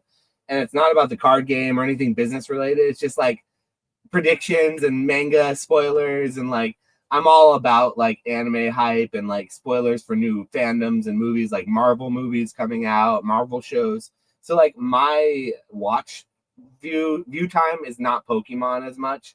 But yeah, I definitely I appreciate anyone who's watched the podcast through this time, because I would say that our businesses have both grown and we've both done well for ourselves and for whatever. But generally speaking, I would say that this podcast is probably the most meaningful and the most that we've given back in this hobby out of anything that we've done. So it's honestly one of the only things I'm actually really proud of in the hobby of Pokemon, is like what I've done is like the podcast over the last few years, because I really do feel like we've taken a lot of time and effort to really give thoughtful and like somewhat productive and meaningful analysis of what's going on in a nuanced way that I try to bring, that not other Pokemon spaces do. So like we get a lot of hate for it, but in that way though, a lot of our fans like that. That's like what we're known for too. So in a way, it's a good thing. So I am proud of the podcast, even if we haven't grown it as much as like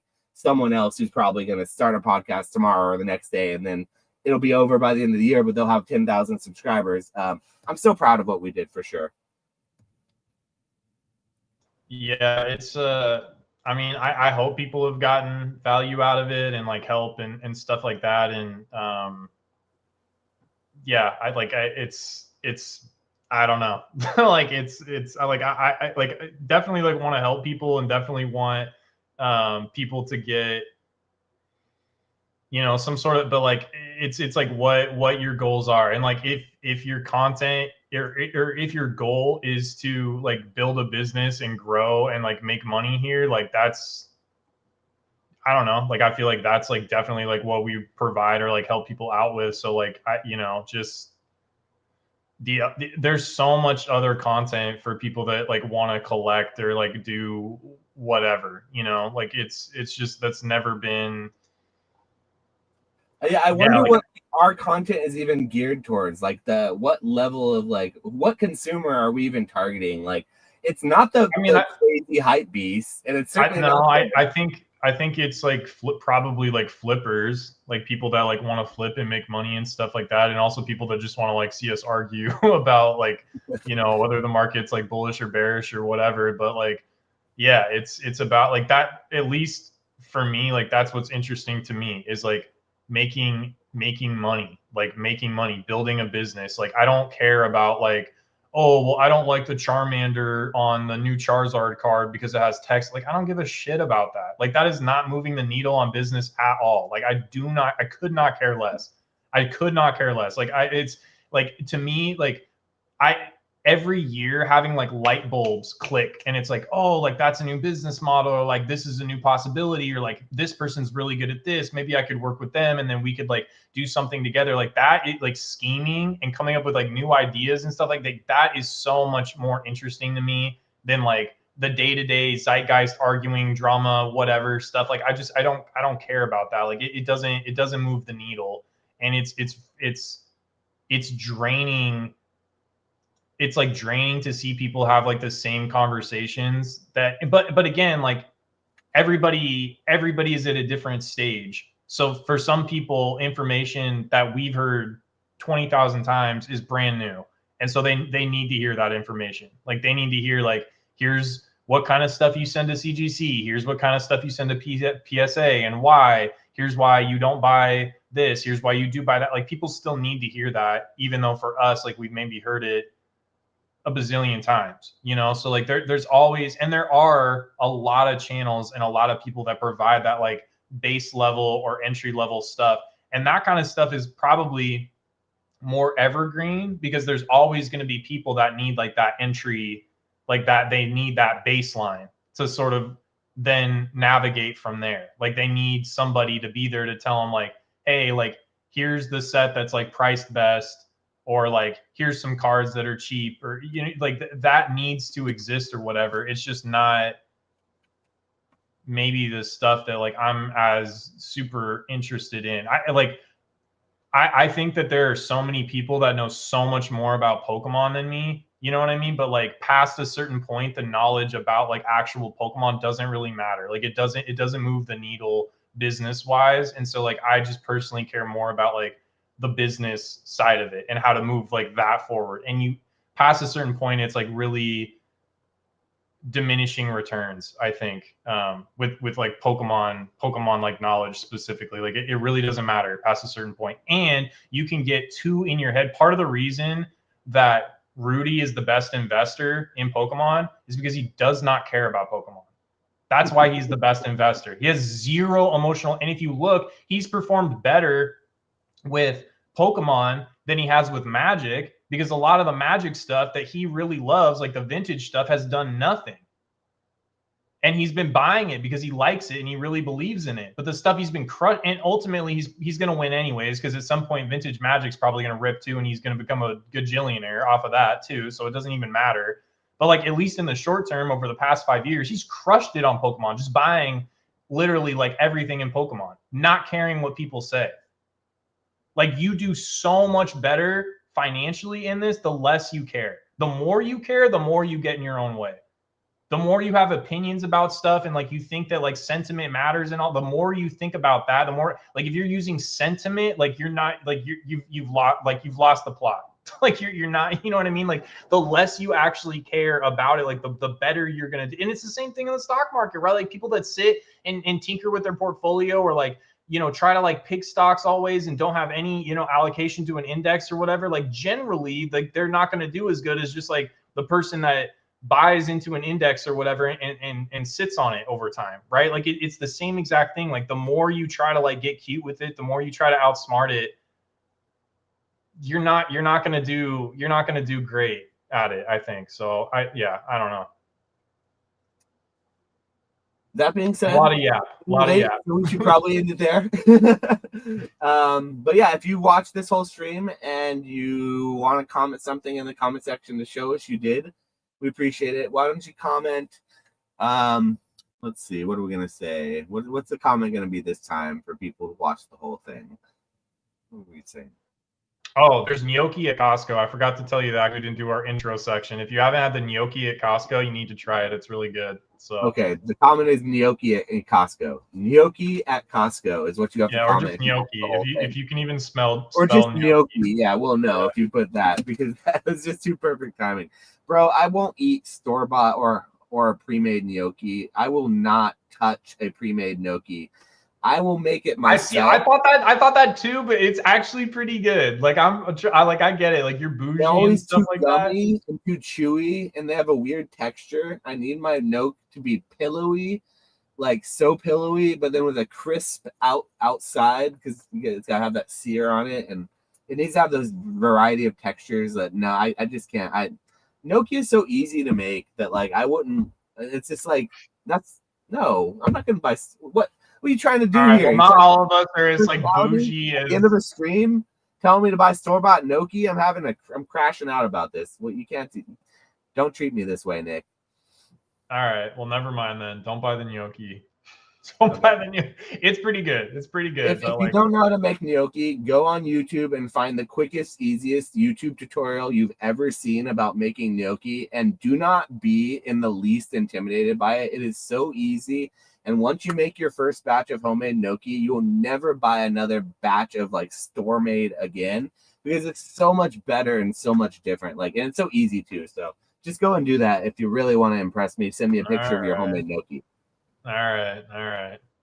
All right. That being Any said, last minute things to wrap up on? no, I need to go eat dinner or something because I haven't even eat dinner. It's gonna be a late one, and my dog hates me because I didn't take him on a walk. I did this podcast instead. So, yeah, thanks for watching, guys. I'm gonna go deal with the fallout of my poor little puppy who didn't get a walk, and I'm gonna try to eat a quick dinner. All righty. See you Sounds later. good. Everybody have a good rest of your night. Adios.